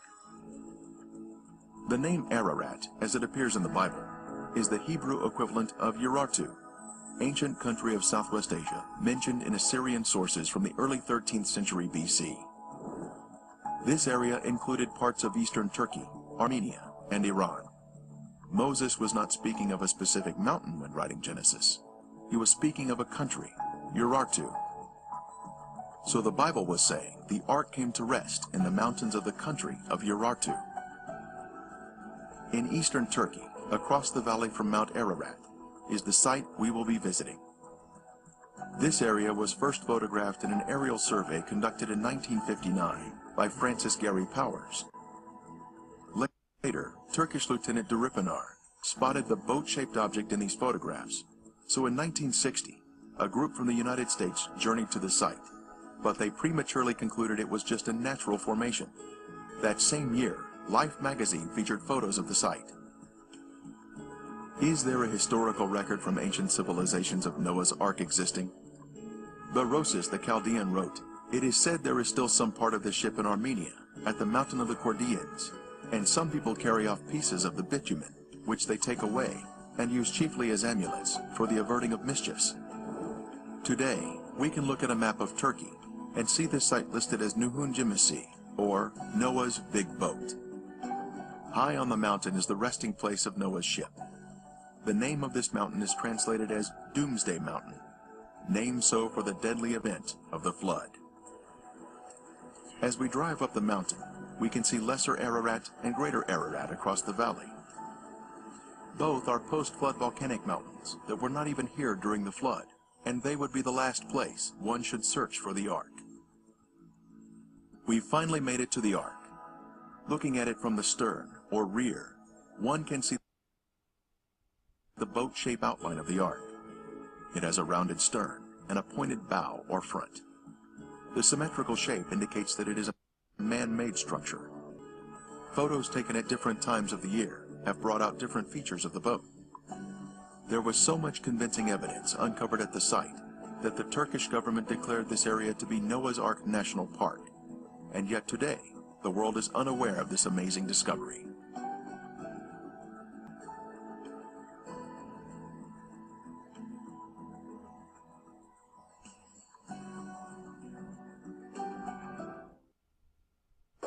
Before their very eyes, the machine tells the story of what lies beneath the surface of the object. There are massive keelsons, deck timbers, open chambers, gunnels, and other various configurations which specialists believe identifies the object as the remains of an ancient man-made ship. Basically, the radar scans show the same thing that the metal detector scans did, only with more detail. They show there is a pattern. They show there's a pattern of linear lines, there's a pattern of cross lines, and there's a pattern of even distribution to these lines in both directions. Now, that's precisely what you would expect out of the remains of a ship-type object, because you would have a keel, you would have parallel lines, which would be keelsons, and you would have the transverse lines, which would be bulkheads and other reinforcing of the ship.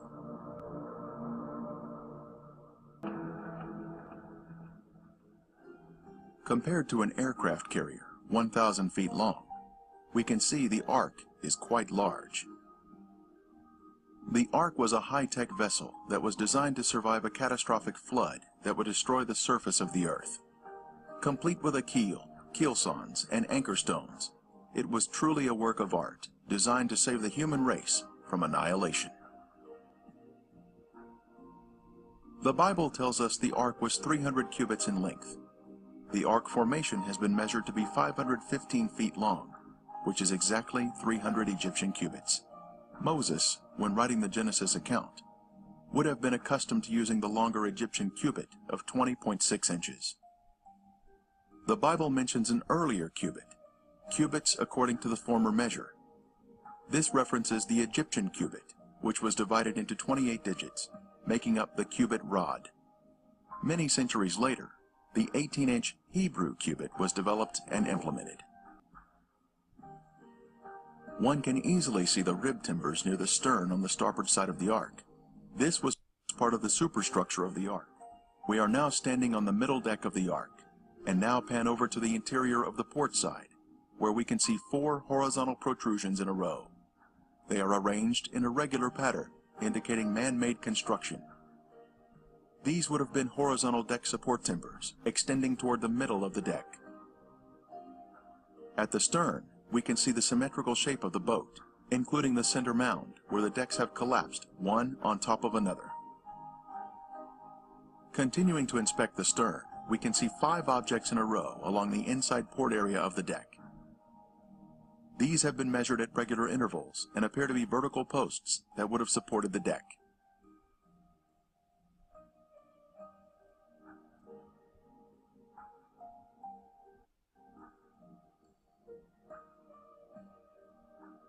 The Ark originally came to rest higher on the mountain, but was pulled down to its current location amidst a lava or mud flow. Ron Wyatt was operating his ground-penetrating equipment before Turkish authorities when he spotted an object just below the surface. What they found was this beautiful deck timber. It was tested at Galbraith Labs for organic carbon. The level of organic carbon was extremely high, thus proving this object was once living matter, consistent with wood. Mr. Wyatt was able to display the deck timber on CNN when he was interviewed on their network.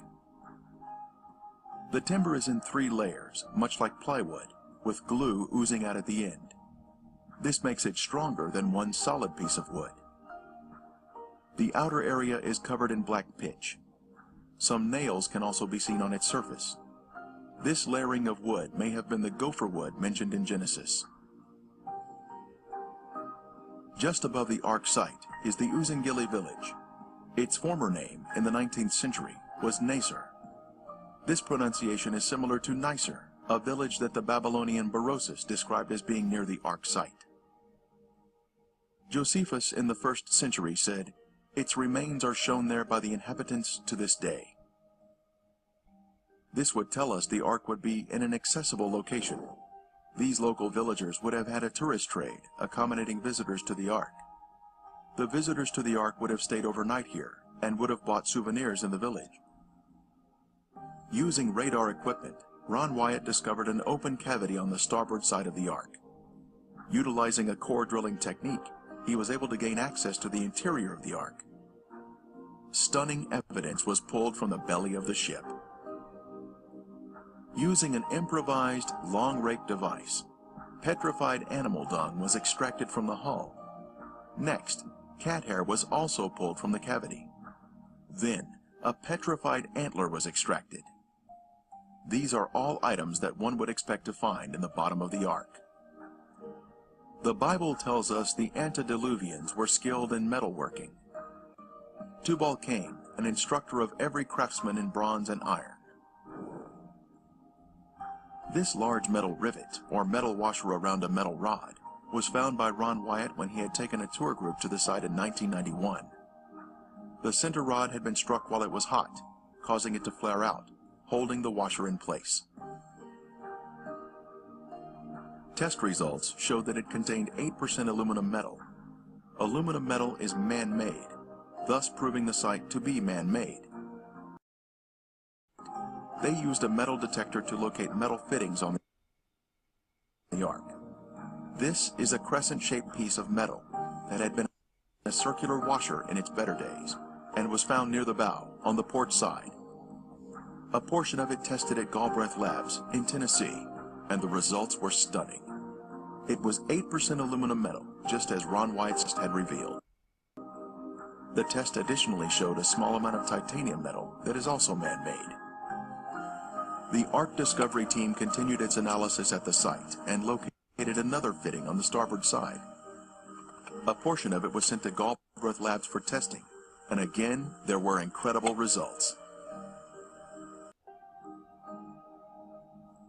It contained 8% aluminum metal, 1.3% titanium metal, plus 3.8% magnesium metal, all indicative of the Ark formation being a man-made structure. The Encyclopedia Britannica tells us, because of its chemical activity, aluminum never occurs in the metallic form in nature. These unique metal components are special markers that were left behind, which prove the site is without a doubt a man-made structure, utilizing high-tech construction techniques, consistent with what we should find in Noah's Ark. Modern man didn't discover how to make aluminum metal until around 1900, but the antediluvians had this knowledge in their day. Just down the valley from Noah's Ark, we come to the village of Kazan, where portions of the Ark's directional system were released, thus allowing the Ark to float more freely. Villagers tell Ron that the village in which the standing anchor stone rests is known as the Village of Eight. Also, this majestic valley, located a few miles from the village, is known as the Valley or Region of the Eight.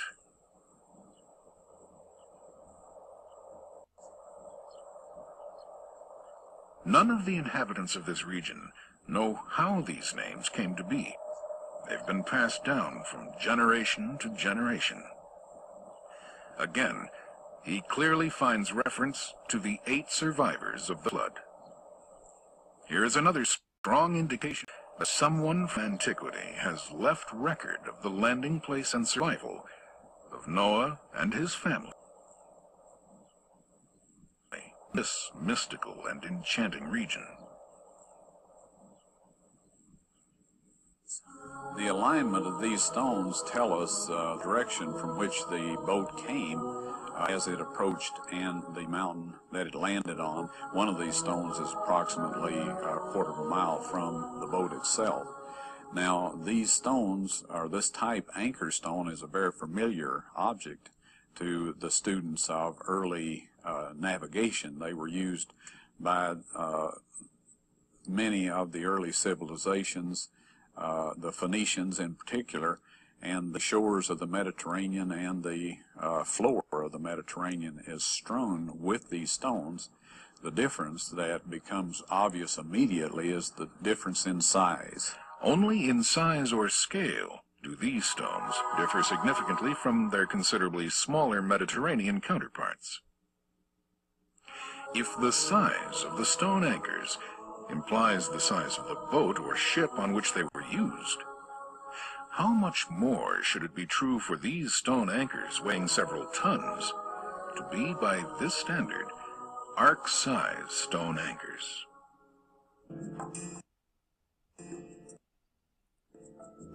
The large anchor stones were hung from the rear of the Ark to keep the rear-facing oncoming waves. It created a type of resistance in the water, allowing the rounded rear of the Ark to fend off powerful waves that would critically damage the Ark if struck broadside. This is our first anchor stone. Measuring 11 feet in height, with 4 feet embedded in the ground, it is actually the largest and most beautiful anchor stone found to date.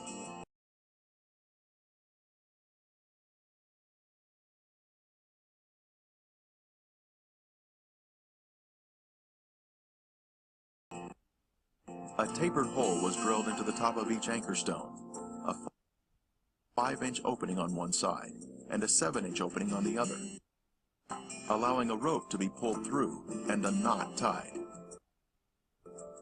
It was designed to be lifted while in the water when it would weigh less, thereby preventing the top from breaking off. The most striking feature is the crosses that have been carved on the anchor stone. Early Christians came through this area and recognized these objects as biblical items from the Ark. They carved crosses on these anchor stones, representing Noah and his family. The largest cross here represents Noah and is of the Crusader style. The diamond shape with a cross above was Nimrod's sign when he was alive. The diamond represents the Ark that he took credit for. Then the vertical line is the pathway to heaven, with the crossbar representing heaven. The Egyptians had an adaptation of this symbol called the Ankh. Smaller anchor stones, or drogue stones, can be found near the Mediterranean. This is one of the largest you will ever see outside the Noah's Ark area. The next anchor stone is partially buried in the ground, with 5 crosses.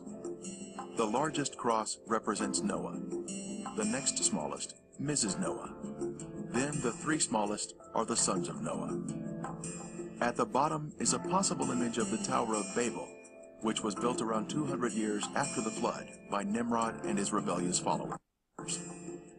This particular stone has 7 crosses, with the 8th having been removed at some point in time.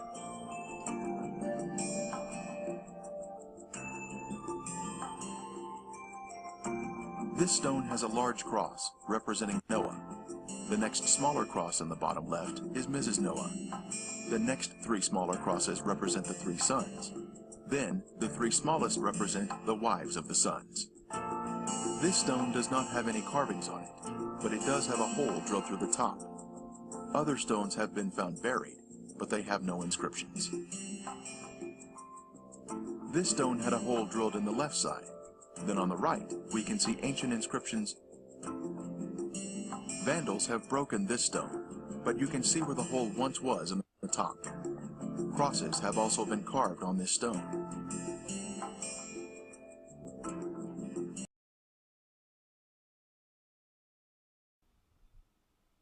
Of Kazan is a large object that has the appearance of petrified tree bark and with unusual characteristics. As far as we know, there's nothing else like this anywhere. Nobody's ever... My goodness. It's got crosses that are very faintly carved on it. You got a big one here. You got a small one right there. One here. One here. They're harder to see over here. And this is petrified wood? Well, It looks like it, Ron said he thought it was petrified tree bark. Right. If you look at the... You ever seen... It looks like a little bit like pine bark. It sounds like metal. Why would the anchor stone be wood? This isn't an anchor stone. Oh, I see. This was just like something that was on the ark, right? Well, Ron theorized that this might have been the or part of the cover. You remember at one point it says, and Noah came out of the ark and he took the cover off, or he threw the cover off. And of course that's just speculation. We don't have a way of knowing, but this is a rather unique thing. It has the appearance and the texture of some kind of a bark, but you know, it is stone. That is a cross. What? That is a cross. There you go. That is incredible. It has a very hollow sound. Very hollow. It sounds like metal. But it's just a... Well, it's just that's its harmonic. Right. In some way. Even the petrified remains of Noah's Ark, it's become a stone. A wooden ship that has fossilized.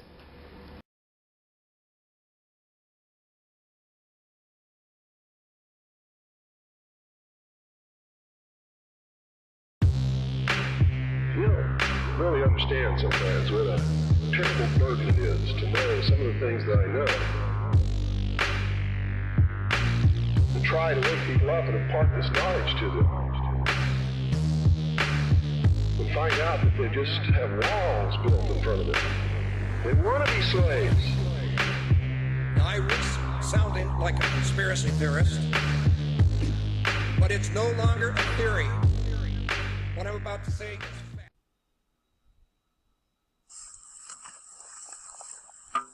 But not many stones that do that. That's true. With the sun coming out.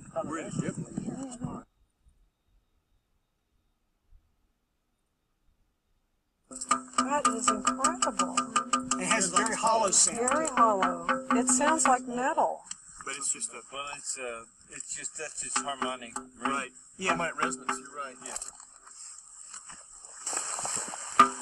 But not many stones that do that. That's true. With the sun coming out. Well, I think there's 8 crosses on it. We've been able to find 7. I think there's an 8th one up there. Our next taxi stop is the home of Noah, near the village of Kazan. This photo was taken in 1977 by Ron Wyatt, showing the walls of Noah's home. Since then, all the walls have been torn down by local treasure seekers. In the front yard stood this large tombstone. On the tombstone was a drawing of 8 people and a boat on a wave. The second largest person was looking downward with their eyes closed. This indicates that this was Mrs. Noah's tombstone. After Mr. Wyatt showed this to someone, that person later hired others to exhume Mrs. Noah's 18-foot sarcophagus. Its depression in the ground is still visible today. Her jewelry was later sold on the black market for millions of dollars. Extending out from Noah's house are these ancient stone fences for containing animals. In Genesis, we are told that Noah practiced husbandry. In this case, we can see signs of animal husbandry. Some fences are more prominent than others, but they are all in straight lines. Harmonic. Right. Yeah. Harmonic resonance. You're right. Yeah. But there's not many stones that do that. That's true. With the sun coming out. Well, I think there's 8 crosses on it. We've been able to find 7. I think there's an 8th one up there. Our next taxi stop is the home of Noah, near the village of Kazan. This photo was taken in 1977 by Ron Wyatt, showing the walls of Noah's home. Since then, all the walls have been torn down by local treasure seekers. In the front yard stood this large tombstone. On the tombstone was a drawing of 8 people and a boat on a wave. The second largest person was looking downward with their eyes closed. This indicates that this was Mrs. Noah's tombstone.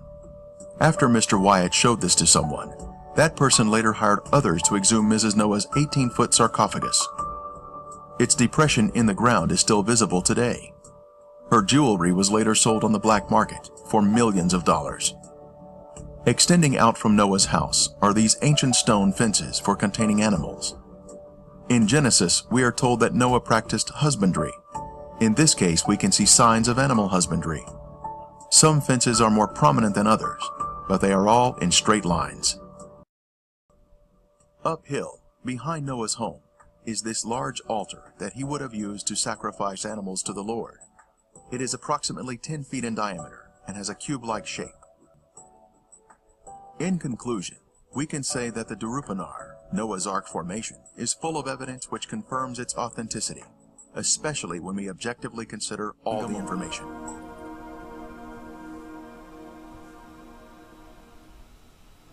When the morning dawned, the angels urged Lot to hurry, saying, "Arise, take your wife and your 2 daughters, who are here, lest you be consumed in the punishment of the city."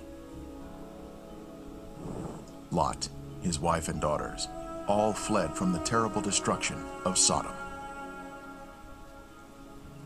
Likewise, as it was also in the days of Lot, they ate, they drank, they bought, they sold, they planted, they built. But on the day that Lot went out of Sodom, it rained fire and brimstone from heaven and destroyed them all. Wicked men were punished by the Lord in a divine judgment of fire. The intense heat consumed the wicked cities and their inhabitants.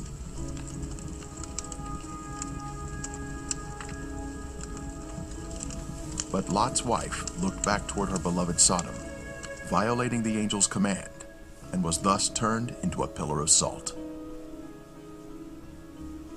Turning the cities of Sodom and Gomorrah into ashes, condemned them to destruction, making them an example of those who afterward would live ungodly. This is a visible example that is mentioned here. The Bible tells us the cities were in the plain of Jordan, which is the area surrounding the Dead Sea, and it was once a beautiful, lush area. At 1,300 feet below sea level, this is the lowest place on earth, a very hot and desolate region that was cursed by God because of the sins of the people. Sodom had pride, fullness of food, and abundance of idleness. Neither did she strengthen the hand of the poor and needy. And they were haughty and committed abominations before me. Flavius Josephus, the 1st century Jewish historian, tells us, "There are still the remainders of that divine fire, and the traces of the 5 cities are still to be seen." Popular thought has it that the cities were later covered by the waters of the Dead Sea, but if Josephus could see the cities in his day, then we should be able to view them also, as the water level has, if anything, receded since his time. And the border of the Canaanites was from Sidon, as you go toward Gerar, as far as Gaza, then as you go toward Sodom, Gomorrah, Admah, and Zeboim, as far as Lasha. The biblical description tells us the cities were spread out, forming a line along the Canaanite border, not grouped together in one area, as some may think. Driving along the coastal highway of the Dead Sea in Israel, one can soon see peculiar formations that are of a lighter color than the surrounding terrain, We move in closer to inspect the unusual features evident on the side of the formation.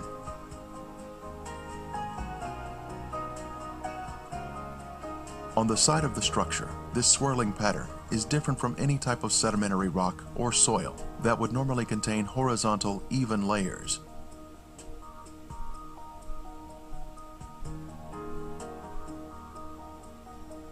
These swirling designs were also seen in other ashen formations in the cities.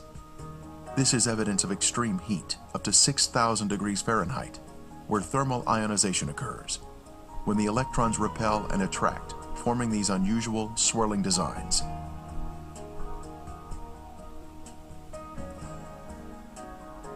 In Lot's day, this area was a swirling cauldron of death and destruction, rained down from the Lord in heaven. Strange anomalies can be seen here, such as these fragile layers of material which disintegrate when touched. The limestone buildings in the cities of Sodom and Gomorrah were totally transformed into ash by the consuming fire of the Lord.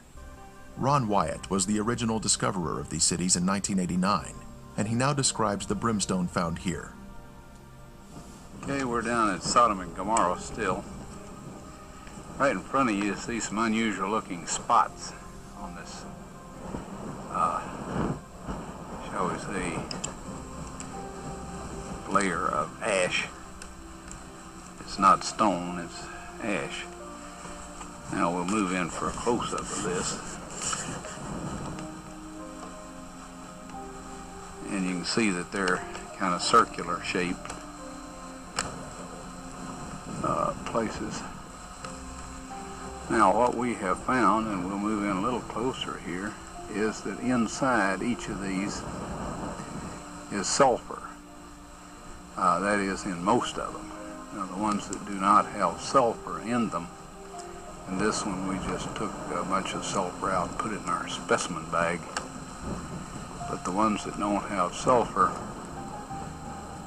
have a very black center where they have, where it's been very hot.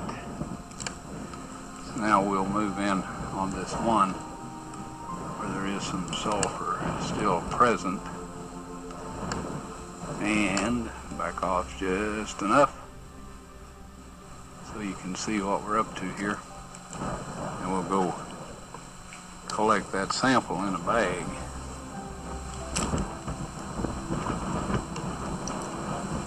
Before I started using this knife, it was very, very sharp.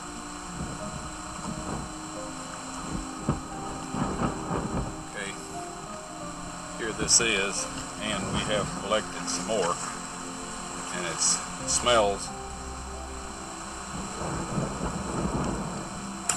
and tastes like sulfur. Now the Bible tells us that it rained fire and brimstone upon the cities of Sodom and Gomorrah. Now what you see in front of you here is the results of large and small, well, varying sized chunks of sulfur, burning sulfur that have hit. And what we find here is that God rained this burning sulfur down upon this city, and rain is a perfect description of it. It landed just in the pattern that rain would fall, and the stuff, of course, the accumulative heat of all of this upon the city set the entire thing ablaze. The flash point of every material there, metal, stone, of course the people, and everything burned, and this sulfur continued to burn, and it vitrified the material around it. After it had burned it all up, sealed itself off from the oxygen, and then of course smothered itself out. And in each of these little crystalline capsules here is a varying size chunk of sulfur, and there are millions of these in these ashes that we have here. Now some of them we have cracked open so you can see the sulfur inside, and others we have left intact, but there are millions of these here. So this shows that God indeed rained fire and brimstone upon these cities. And if you look in your dictionary, under brimstone, you'll find that it is sulfur. A piece of the brimstone from the cities was lit at night, and soon there was a beautiful blue flame produced by the burning sulfur. A very strong aroma of sulfur filled the air, and was overpowering if one directly breathed the fumes.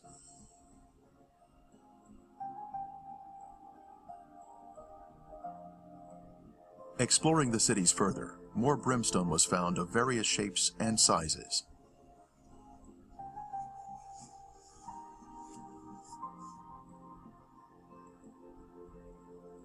Several samples had been washed down to areas below and were added to our growing collection.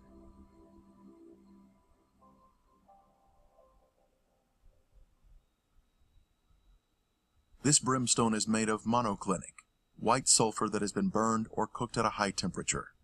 It is quite different from natural sulfur that is formed in geothermal areas. Samples were taken to a lab for analysis.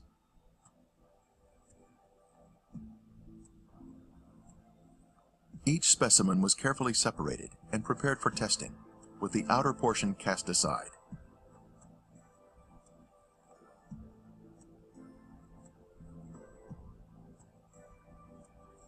Next, the samples were dried and placed in a rock crusher. Then they were pressed onto a disc. Then they were loaded into a machine for the semi-quantitative X-ray analysis. Each sample was individually transported into the testing chamber for analysis. The results proved to be quite amazing.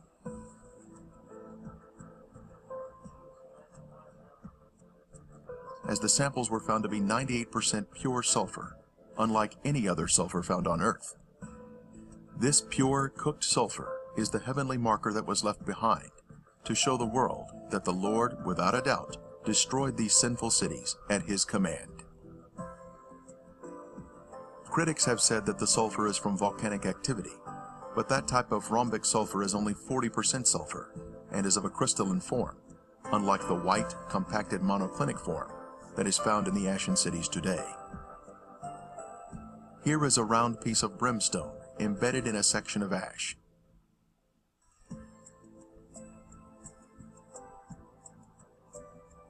Another clump of ash contains a piece of brimstone that has a burn ring surrounding the unburned sulfur inside.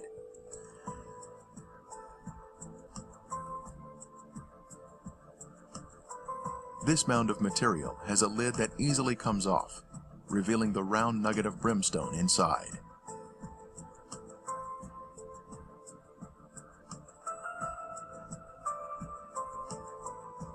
As we gaze across the southern end of the Dead Sea, we can view the El Lisan Peninsula in Jordan. Apparently the city of Gomorrah extended over to this peninsula in the days of Lot. One can find the same white formations in this area. Ashen formations are seen, including walls extending out at 90-degree angles. We can also see clumps of gypsum scattered on the ground, like this one here. Brimstone is also found in this area. Incredibly, a Byzantine-era church was constructed here, as noted on this sign, built here because the area was known for its biblical significance.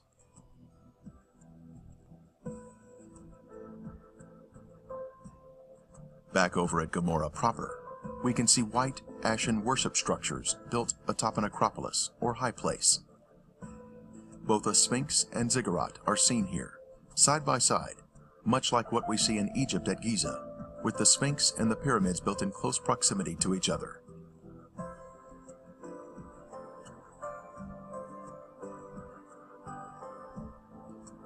While inspecting Gomorrah, other visitors arrived to view the unusual formations. The Sphinx is made of a white material, whiter than the ash surrounding it. Perhaps it was built of more expensive components and dedicated to their pagan gods. The Sphinx represented a god of protection, but even it was consumed in the flames. It is approximately 30 feet long and is quite impressive, both in its shape and size. Resting near it is the ziggurat, symmetrical in shape and also comprised of a special white material. Here we can see a ziggurat standing next to a symmetrical tower. Next, we can see an arched door between two pillars, and once again, another arched door. As we scan across the city, our eye notices a raised white formation in the distance.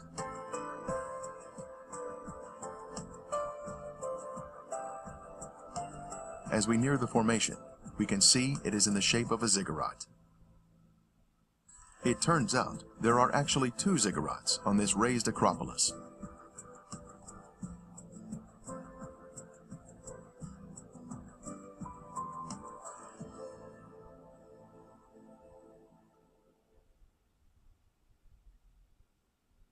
As we stood next to one of the ziggurats, our team found perfect specimens of melted brimstone, where the liquid from the burning sulfur had cooled down, forming a hard, crystalline shell around the unburned sulfur that was hidden inside.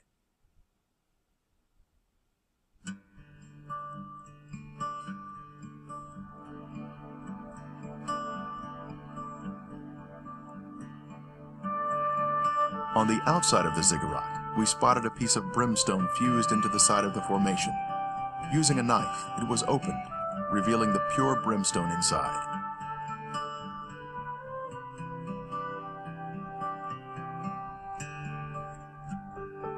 Resting on a ledge of the ziggurat, we see another sample of brimstone that was opened with a knife, once again revealing the pure sulfur inside.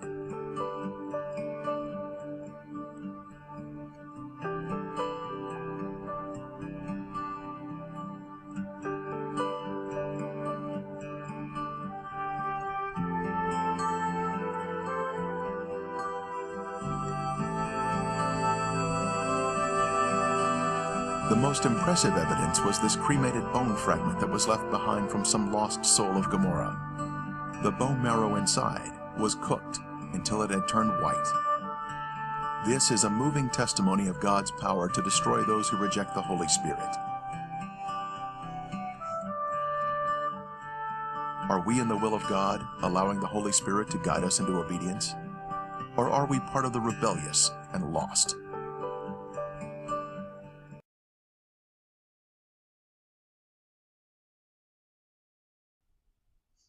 When the pits were first excavated, bits of grain still remained in them, but the official explanation was that it was the remains of food placed in graves for the deceased.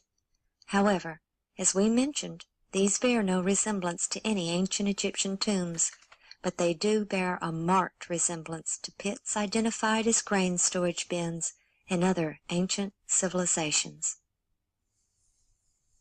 During the 7-year famine, Egypt gained great wealth and prominence among the nations through the selling of the grain. The Egyptians who lived in their cities along the Nile had little to do during the famine, since they had a 7-year supply of grain to rely on, and were able to devote their time to the building projects of the Pharaoh, not as slaves, but as grateful subjects.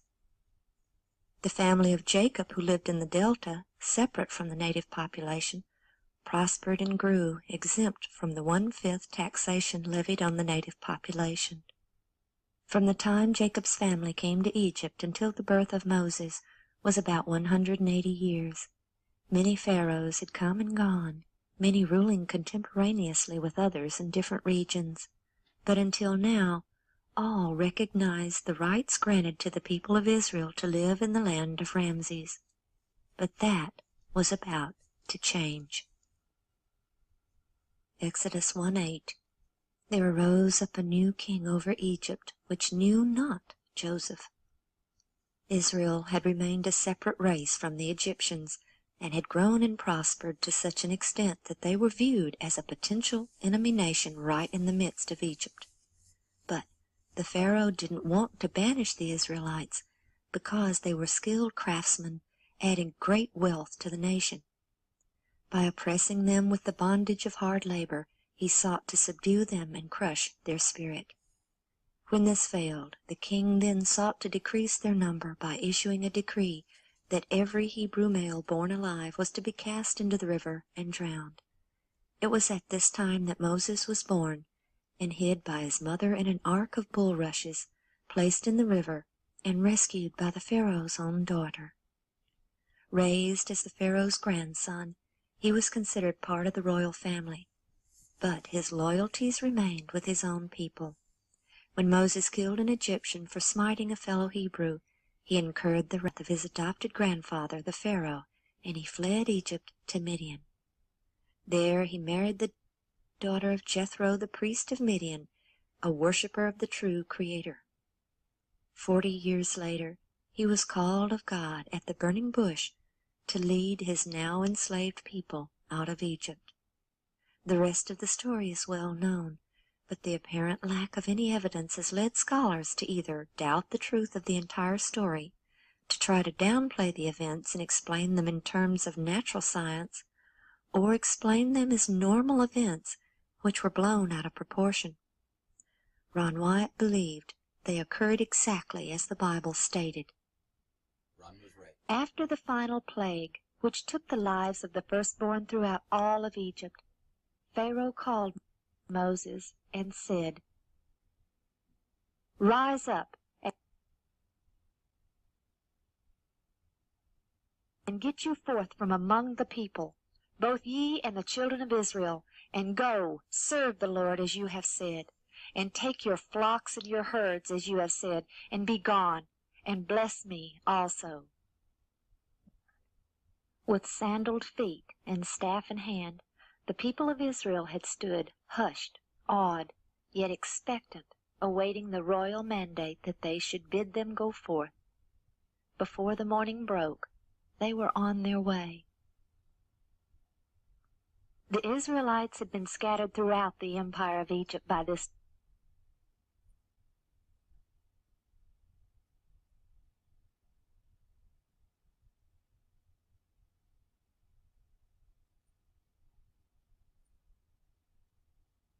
wherever they were told to work for the Pharaoh.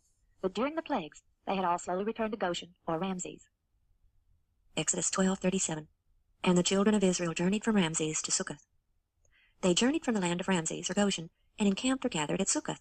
When the people were given the feast of unleavened bread, God told them, "For in this selfsame day have I brought your armies out of the land of Egypt. Therefore shall ye observe this day in your generations by an ordinance forever." This scripture clearly told Ron that they left Egypt that very day, and that Succoth was outside of Egypt proper. Many Egyptologists and scholars agree that the ancient Egyptian frontier fortress, called Tharu or Thaku, was ancient Succoth of the Exodus account, as it corresponds linguistically with the Hebrew word. Thaku was the last Egyptian city on the northeastern border, and was where the ancient pharaohs organized their armies as they prepared to go to war to the north and east. It was the only place large enough for several million people with their flocks and herds to be gathered together. And the journey of such a massive group would have been impossible without order, and Ron believed that it was at Succoth or Thaku that they were organized for travel. Here their journey began, but where were they going? Moses had asked to take the people 3 days' journey out of the land of Egypt to worship the true God. But by the command of God, Moses knew they would not return. He had been in Midian when he had seen the burning bush and had been called by the Lord to deliver his people out of bondage. And though he had been told he would lead them to the promised land, they were first to come to Mount Sinai, for God had told him, Exodus 3:12, "This shall be a token unto thee that I have sent thee. When thou hast brought forth the people out of Egypt, ye shall serve God upon this mountain." Many scholars agree that Midian was in the northwest sector of present-day Saudi Arabia, but they somehow missed the fact that Mount Sinai was also in Midian. So, from Succoth, they set out for Midian and Mount Sinai. But the direct route, which would take them directly east, since they had to go around the eastern finger of the Red Sea, was too dangerous. Exodus 13:17, "And it came to pass, when Pharaoh had let the people go, that God led them not through the way of the land of the Philistines, although that was near. For God said, Lest peradventure the people repent when they see war, and they return to Egypt." The Philistines lived along the coasts. Ancient records show peaceful relations between the Philistines and Egypt at this time, but had they encountered the Israelites, they would have regarded them as escaping slaves and captured them to return them to Egypt. Therefore, God led the people about through the way of the wilderness of the Red Sea. Throughout known history, the desolate peninsula located between the two fingers of the Red Sea has remained uninhabited except for small, isolated groups of Bedouin. The ancient Egyptians operated mines there, but the conditions for life were so terrible that one official left a stele behind telling of his experiences there. Quote, "The highlands are hot in the summer, and the mountains brand the skin." And this desolate and forbidding region, nestled between the two fingers of the northern end of the Red Sea, was quite reasonably called in the biblical account the wilderness of the Red Sea. Instead of taking the people across the flat northern plain, Moses led them through the more mountainous region where they were protected by the mountains. At the end of 3 days, when the Israelites continued their journey, instead of returning in the direction of Egypt, spies and lookouts flashed signals across the mountains. Exodus 14:5. And it was told the king of Egypt that the people fled. When they arrived at Etham, in the edge of the wilderness, they had almost reached the northern tip of the arm of the Red Sea called the Gulf of Aqaba. But it was here that God had another plan for his people. "And the Lord spake unto Moses, saying, Speak unto the children of Israel, that they turn and encamp before Pi-hahiroth, between Migdol and the sea, over against Baal-zephon. Before it shall ye encamp by the sea. For Pharaoh will say of the children of Israel, They are entangled in the land, the wilderness hath shut them in." Had they continued their present course, they would have soon reached safety. But instead they turned south and entered into a massive group of mountains that were without escape. The winding 18-mile-long canyon, today called Wadi Watir, twisted towards the seashore, at times less than 100 feet wide. It constantly looked like a dead end up ahead, but as they continued their journey, the mountains would seem to open up as they approached. Pharaoh knew the area and felt confident when he stated, "They are entangled in the land, the wilderness hath shut them in." Once they entered the Wadi Watir, there was no way out until they reached the sea. God had foretold how long their flight from the Egyptians would be when he gave them the feast of the unleavened bread, or bread of haste, which lasted 7 days. From Sukkoth to the beach at the Red Sea is about 140 miles. Could they have traveled this far in such a short time? Exodus 13:21. "And the Lord went before them by day in a pillar of a cloud, to lead them the way, and by night in a pillar of fire, to give them light, to go by day and night." Traveling both day and night, they would have had only to average about 1 mile per hour, or 24 miles a day, to reach the sea in 6 days. Once they arrived at the sea, they encamped, but in great fear, for here they certainly felt trapped. Stories of the ordeal must have been passed down through many generations, for 1,500 years later the Jewish historian Josephus wrote, quote, "For there was a ridge of mountains that terminated at the sea, which were impassable by reason of their roughness and their flight." The enormous beach at present-day Nueva is certainly large enough to have held several million people in their flocks, and to the south the mountains extend to the sea, making further travel impossible. When Ron first explored this beach in 1978, he saw the mountains of which Josephus wrote that blocked further travel to the south. To the north he found the very ancient remains of an old Egyptian fortress, most likely built as an outpost for troops assigned to protect the Egyptian mine workers in the region from attacks from the north. The old structure remained in use for many, many years, as it had been repaired many times. Ron believes this was Pi-hahiroth. Many people believe that the parting of the Red Sea could only have occurred at a place where it is relatively shallow. Perhaps that is why most people believe it took place at the Gulf of Suez, which is quite shallow compared to the Gulf of Aqaba, which in some places is 5,000 feet deep. It is also about 8 miles across from the beach at Nueva. The few bathymetric maps Ron was able to find show that the depths from the Nueva beach to the opposite shore reached a maximum of about 900 feet, gently sloping, while on each side there were sheer drops to about 5,000 feet. There certainly appeared to be an underwater path which could have been traveled with the water removed. When Ron and the boys first came to Nueva, they went to the south end of the beach. There Ron found a Phoenician-style column lying in the sand near the water's edge.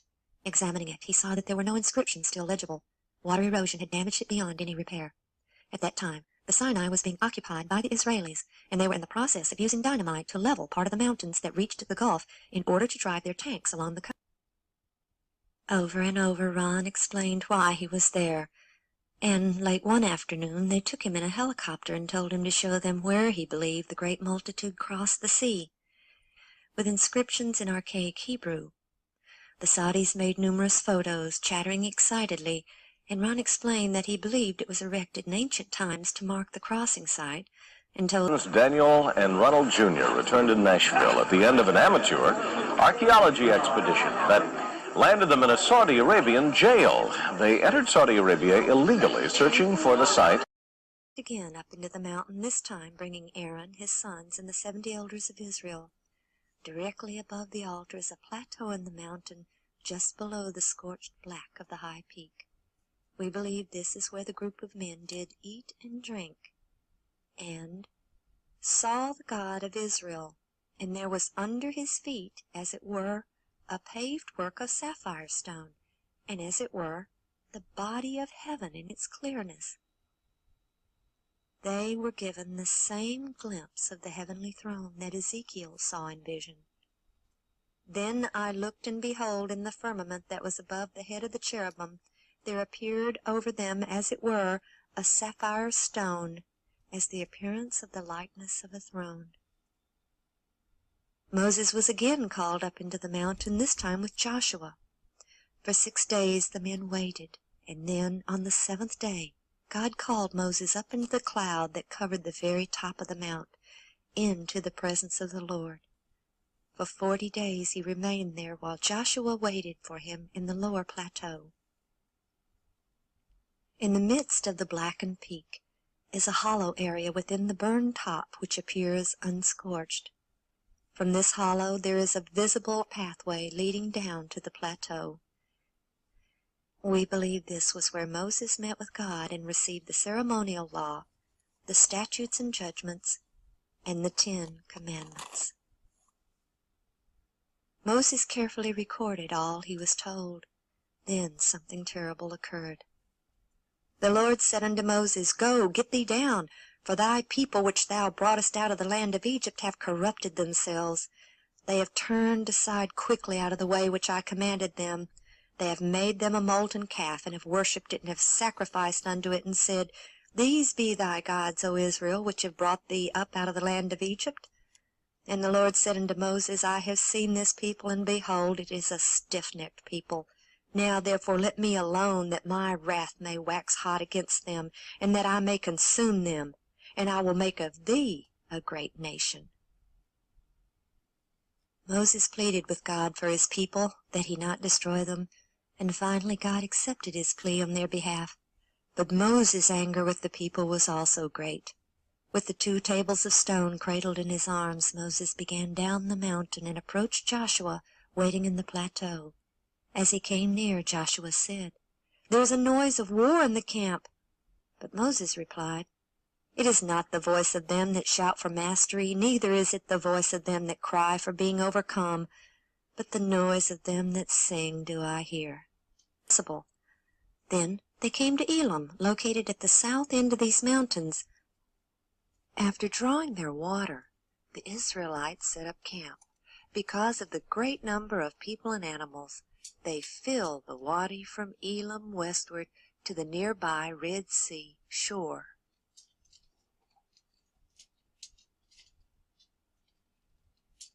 The wilderness of Sin between Elim and Sinai is a large barren plain nestled between the mountains along the sea and the mountain range which contains Mount Sinai. Southeast of Elim is Al-Bad, the largest oasis in the region and the home of Moses' father-in-law, Jethro. Down through the ages until this very day, local traditions abound about Jethro and Moses in Al-Bad. It was in this wilderness of sin that the multitude again murmured against Moses and Aaron for bringing them into this barren desert to die of hunger. And it was here that the Lord first gave them manna, which appeared every day except for the Sabbath. In the south portion of the plain they retained some protection against the attack of the fierce Amalek, because the mountains along the sea and the longest arm of the Jabal Allah's range extend toward one another, forming a limited barrier to the north. But when they journeyed through the mountain pass, they were fully exposed. And here the cloud turned and led them east into the foothills on the western side of the great mountain range.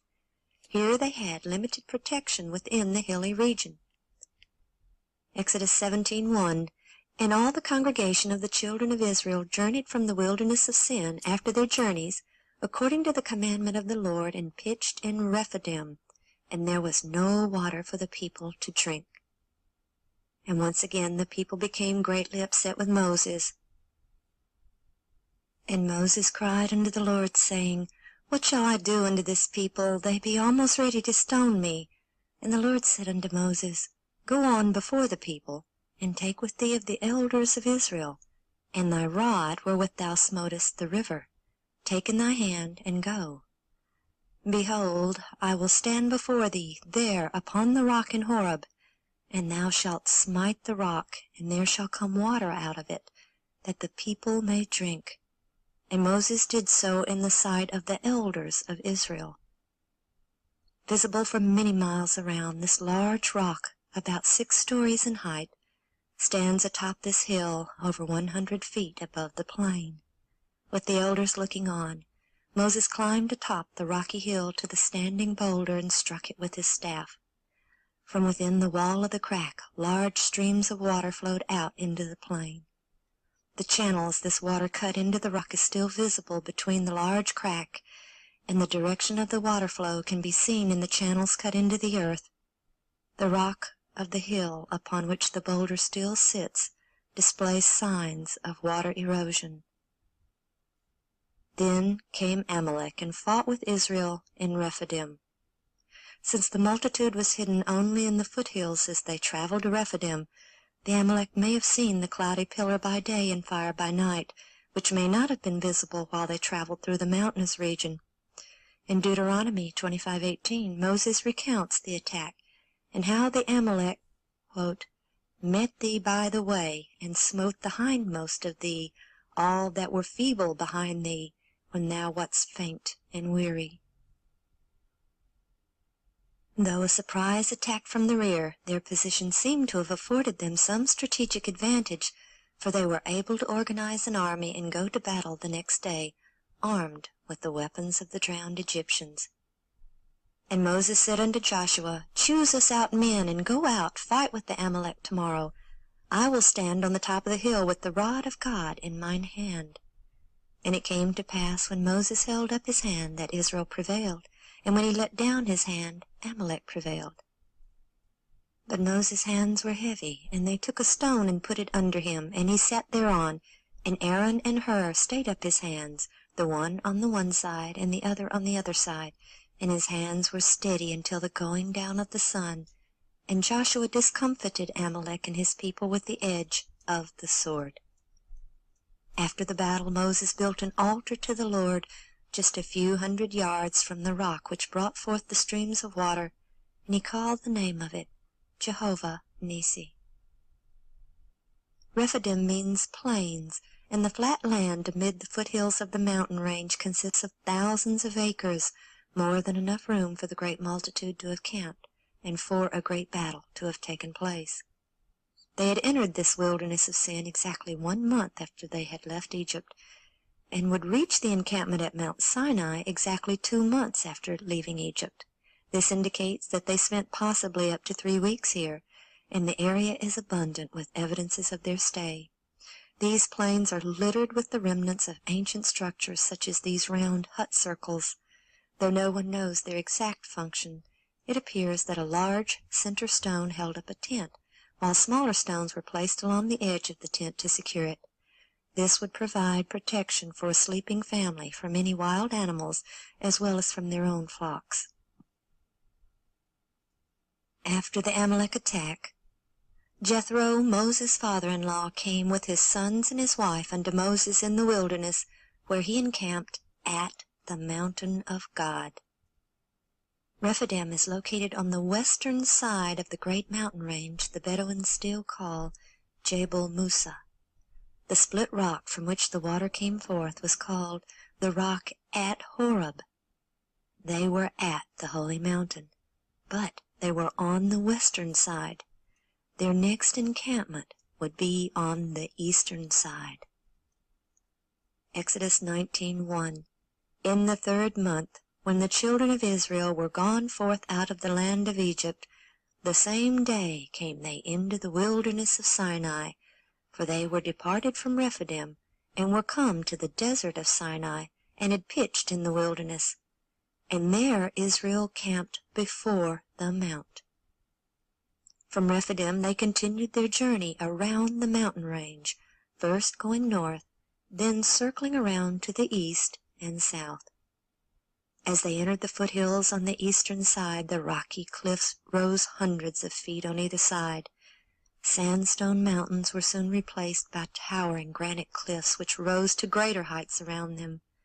Finally, they entered a massive plain surrounded by granite walls, which can be seen in this slide photo. The cloud which was leading them stopped, and they gazed upon the lofty peak of Mount Sinai. Here was to be their home for almost a year. This was not an arbitrary stop along the route to Canaan. The people had nearly lost all true knowledge of God while under the influence of heathen Egypt. Moses had asked, "When I shall come unto the children of Israel, and shall say unto them, The God of your fathers hath sent me unto you, and they shall say to me, What is his name? What shall I say unto them?" The voice from the midst of the fire replied, "I am that I am."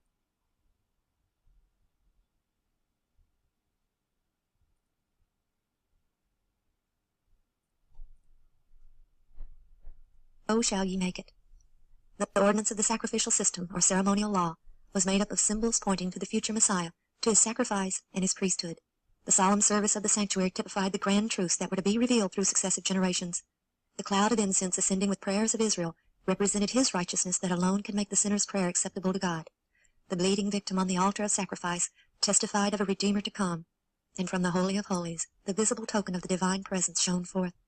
The sanctuary was patterned after things in the heavens, holy places which were figures of the true, as Paul explained. The room that contained his earthly throne, the mercy seat, was called the most holy place and represented the throne of God in heaven. "There I will meet with thee, and I will commune with thee from above the mercy seat, from between the two cherubim which are upon the ark of the testimony. Beneath the mercy seat, within the ark of the testimony, were the tables of stone written by God's own finger and spoken by his own lips in the hearing of all of Israel. Thus was signified that God's government rested upon these laws, the complete standard of righteousness, and that they would be enforced throughout eternity.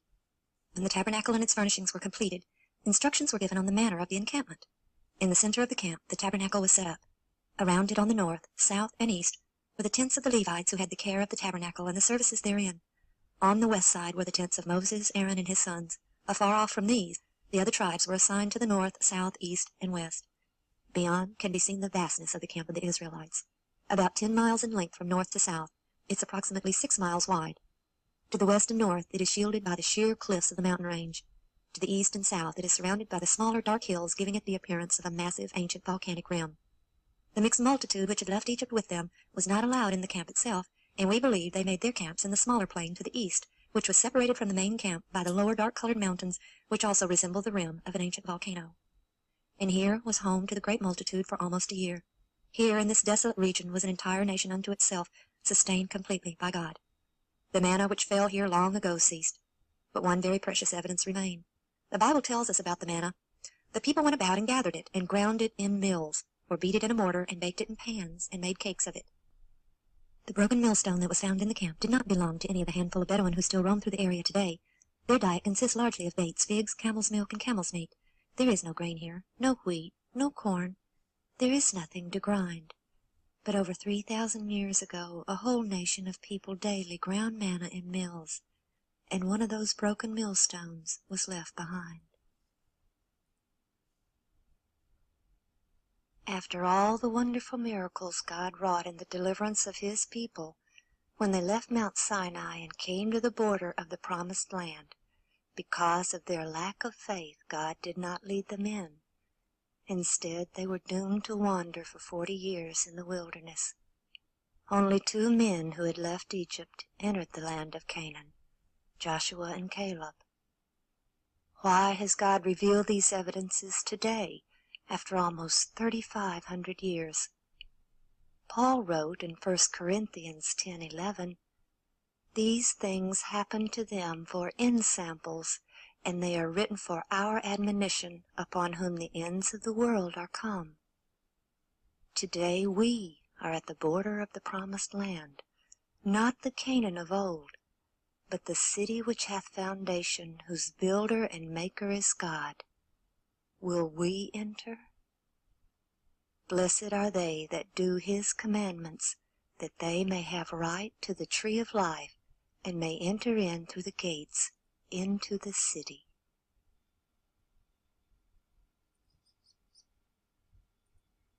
The Saudis made numerous photos, chattering excitedly, and Ron explained that he believed it was erected in ancient times to mark the crossing site, and told them that he had found an identical one on the opposite shore, whose inscriptions had been eroded away since it had fallen in the surf. That column probably saved Ron and the boys' lives. It was the shred of evidence that gave his story credence. But it was 78 days before they were cleared of the bogus charges which Ron later learned were phoned into the Saudi embassy by an acquaintance who had once worked with him on several projects. 3 weary Americans came home Monday night. Ronald Wyatt and his sons Daniel and Ronald Jr. returned to Nashville at the end of an amateur archaeology expedition that landed them in a Saudi Arabian jail. They entered Saudi Arabia illegally, searching for the site of the biblical Mount Sinai. Ronald Wyatt and his sons are with us in the studios of our Nashville affiliate WTVF to tell us all about it. Gentlemen, good morning. Morning. Morning. Mr. Wyatt, you there in the middle, and Yes. your sons on either side. Why did you, I didn't know that Mount Sinai was in Saudi Arabian territory. Why did you think it was? We found some chariot parts that looked like the chariots found in King Tut's tomb in the Gulf of Aqaba, west of this Jebel El Lawz. We found these at depths from 60 feet out to 200 feet and over a stretch of about 1.5 miles. And we believe that that was the crossing site. And so in the biblical narrative, they arrived at Mount Sinai after crossing the Red Sea. The language in the Bible indicates that they stayed in a mountain, enclosed in a mountain. So an aerial map showed that this Jebel El Lawz had a large valley enclosed in the rim of an ancient volcano. There's about 5,000 acres in there. We felt this was the place. And in Exodus 24:4 and in Leviticus 6:28, 11:33, and 15:12, it tells of some artifacts that were to be found. There was to be 12 pillars of stone and an altar and some pottery. And so this is why we looked at that particular mountain. Now, I know that you applied for a visa for about 4 years. It's very difficult to get into Saudi Arabia, and they turned you down, but then you decided to make a quick, and let's ask Daniel this, we'll give him a chance to talk, a quick jump across the border in Jordan and go in illegally. Did you think you could get in and out without being caught? I don't know. It seemed kind of risky to me, yeah. I didn't think it sounded too easy. Ronald Jr., why do you think they let you go, finally? I'm not real sure. I guess they just found out that we weren't spies as they thought we were. They thought you were Israeli spies, right? Yeah, that's what we hear. Any torture, kind of interrogation? No. They just separated us and made sure our stories matched. Yes. During the interrogation period, we were interrogated by 3 separate groups, the Coast Guard and then the local General Investigating Group and then from the ministry. And the Coast Guard interrogation was a very frightening experience for people that were totally inexperienced with spies and intrigue and all of this. Are you going to go back? We're not going back without the proper papers. The Wyatts, thank you very much for joining us from Nashville this morning. Welcome back. Thank you. Thank you. It's nice to be back.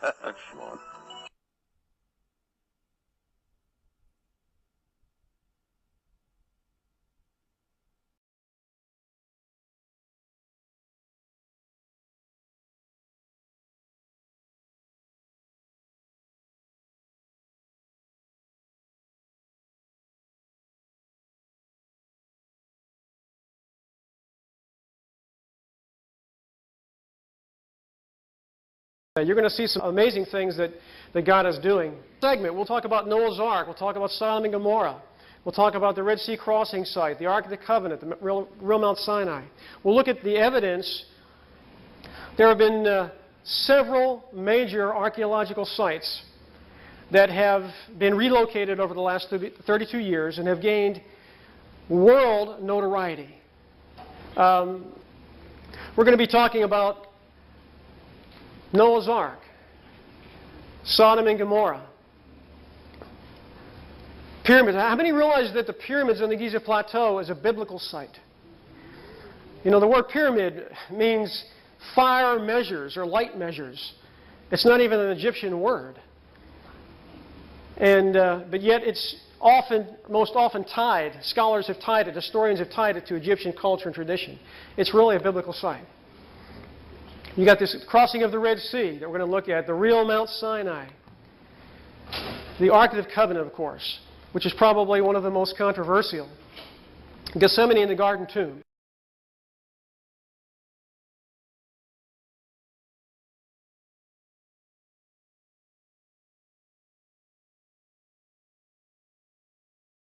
These things have been searched for by thousands of people, literally for centuries.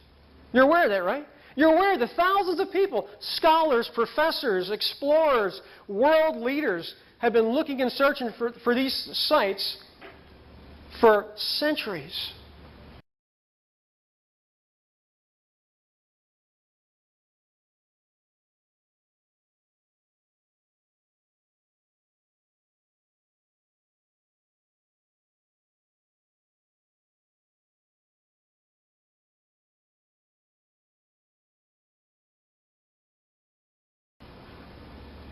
Why didn't they find him?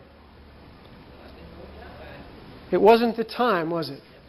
Because anybody would say, wait a minute, no one man is going to go over on his vacation time and find virtually everything that every scholar's been looking for centuries.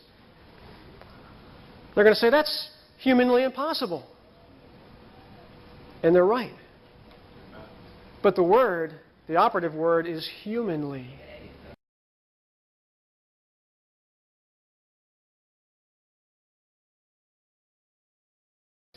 You see there a collection of squares on the screen. I just want you to take a second. Tell me how many squares you see collected there. How many are up there? Just real quick. Let's see if you're right. You see what's obvious, right? Yeah. 21. Let's count them off.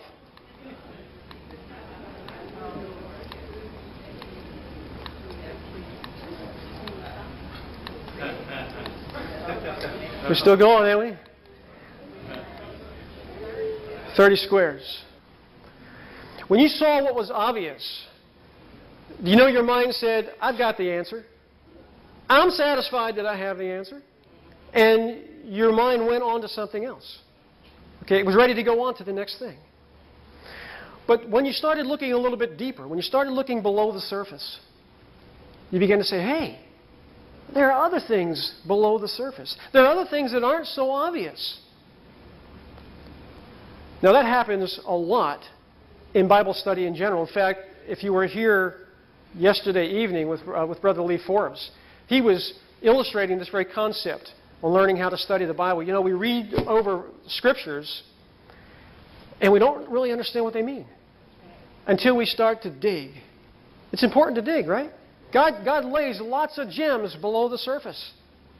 Well, you know what? He's done the same thing with the discoveries. A lot of people just look at what's on the surface and they say, oh, that couldn't be possible. You know, one guy finding all that, that's just absurd.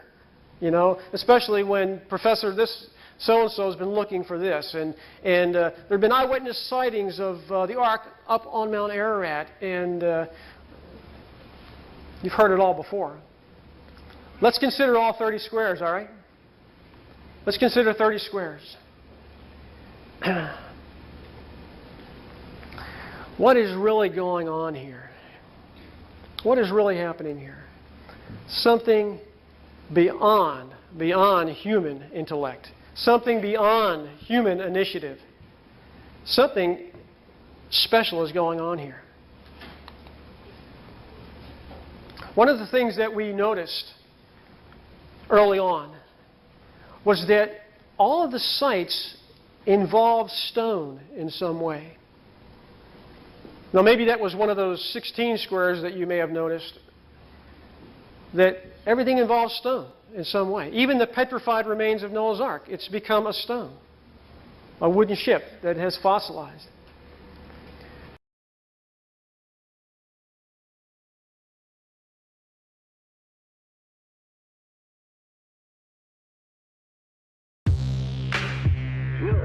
Really understand sometimes what a terrible burden it is to know some of the things that I know.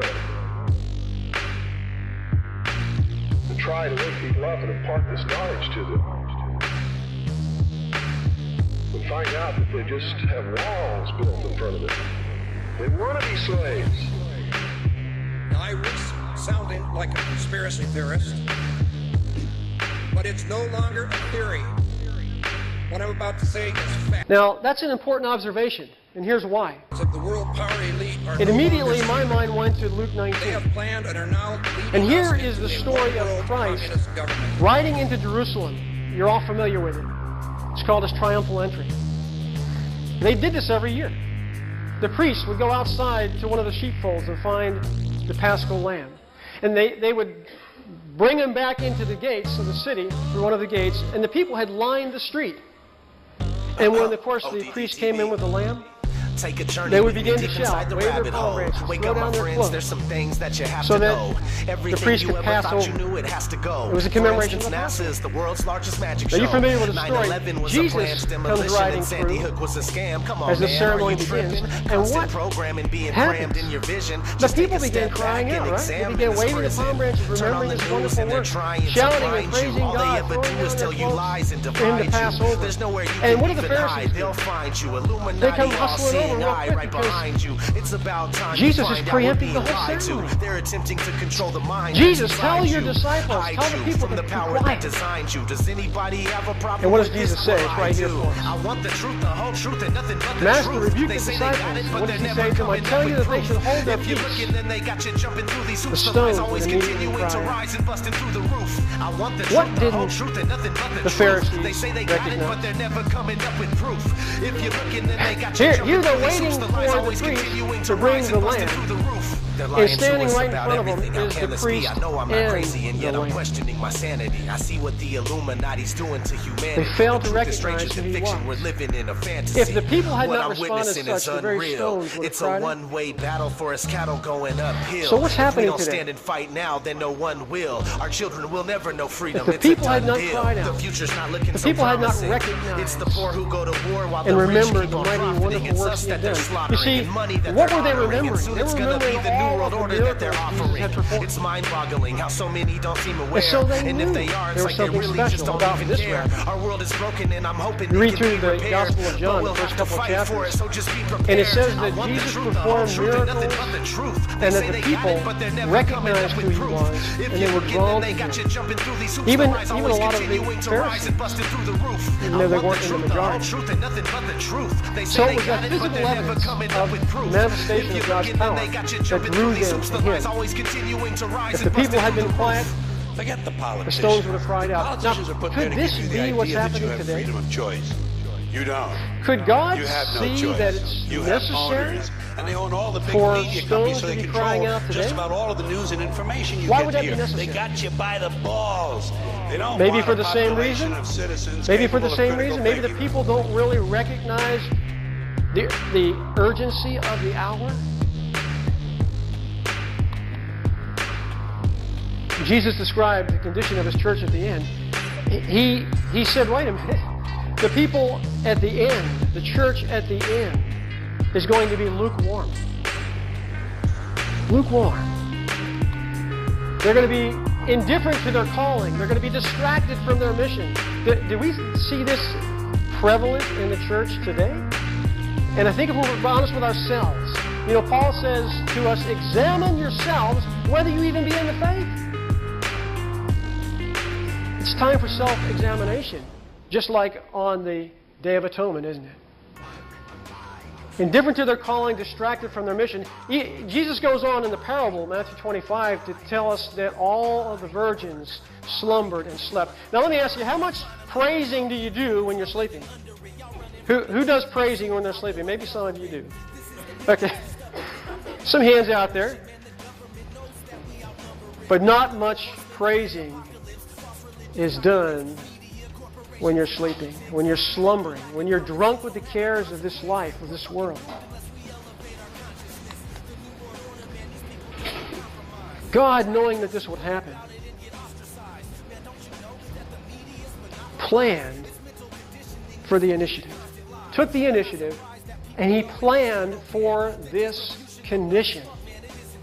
Look, we just spent over an hour and a half in a church service where Johnny did a marvelous job in basically illustrating the enemy's plan and ramblings.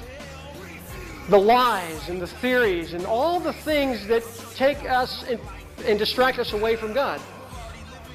And all the nonsense that's going on today.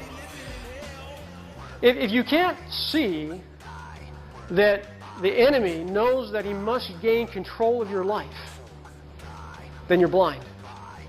If you can't see it, you're blind. Now, that is one of the conditions of Laodicea. They are blind.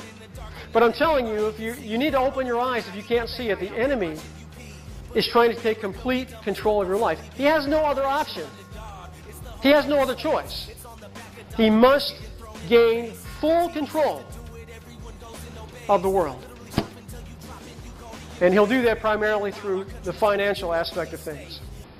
This is a bone that was picked up near where Mrs. Noah's grave was dug up.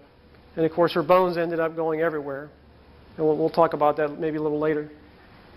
But this is a phalange bone. Does anybody know what bone that is? It's a finger bone. Look at the size of that.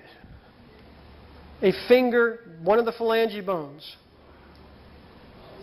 It's 2.5 times larger, 2.5 times larger than the finger bones. I think this is the middle phalange bone.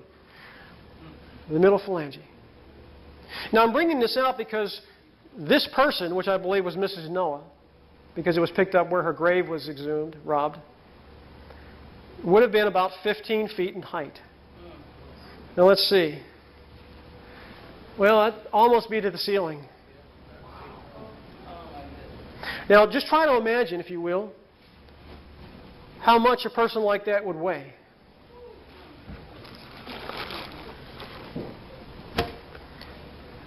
Ladies, don't ever fuss about a diet or problem. I think Mrs. Noah was probably somewhere 6,000 to 7,000 pounds. But here's the thing. 2.5 times larger. The mass of that is incredibly larger than what our finger bones are today. Can you imagine the power these people had? I mean, the raw power. Probably 500 times stronger, maybe 1,000 times stronger than we are today. And they were beating on one another. They were fighting with one another. I can't even imagine that. But yet, you know, God said, I can't take it anymore. Isn't that what Genesis really says? It says he came down and he said, I am grieved in my heart. I am sorry that I've ever made man. It hurts so much.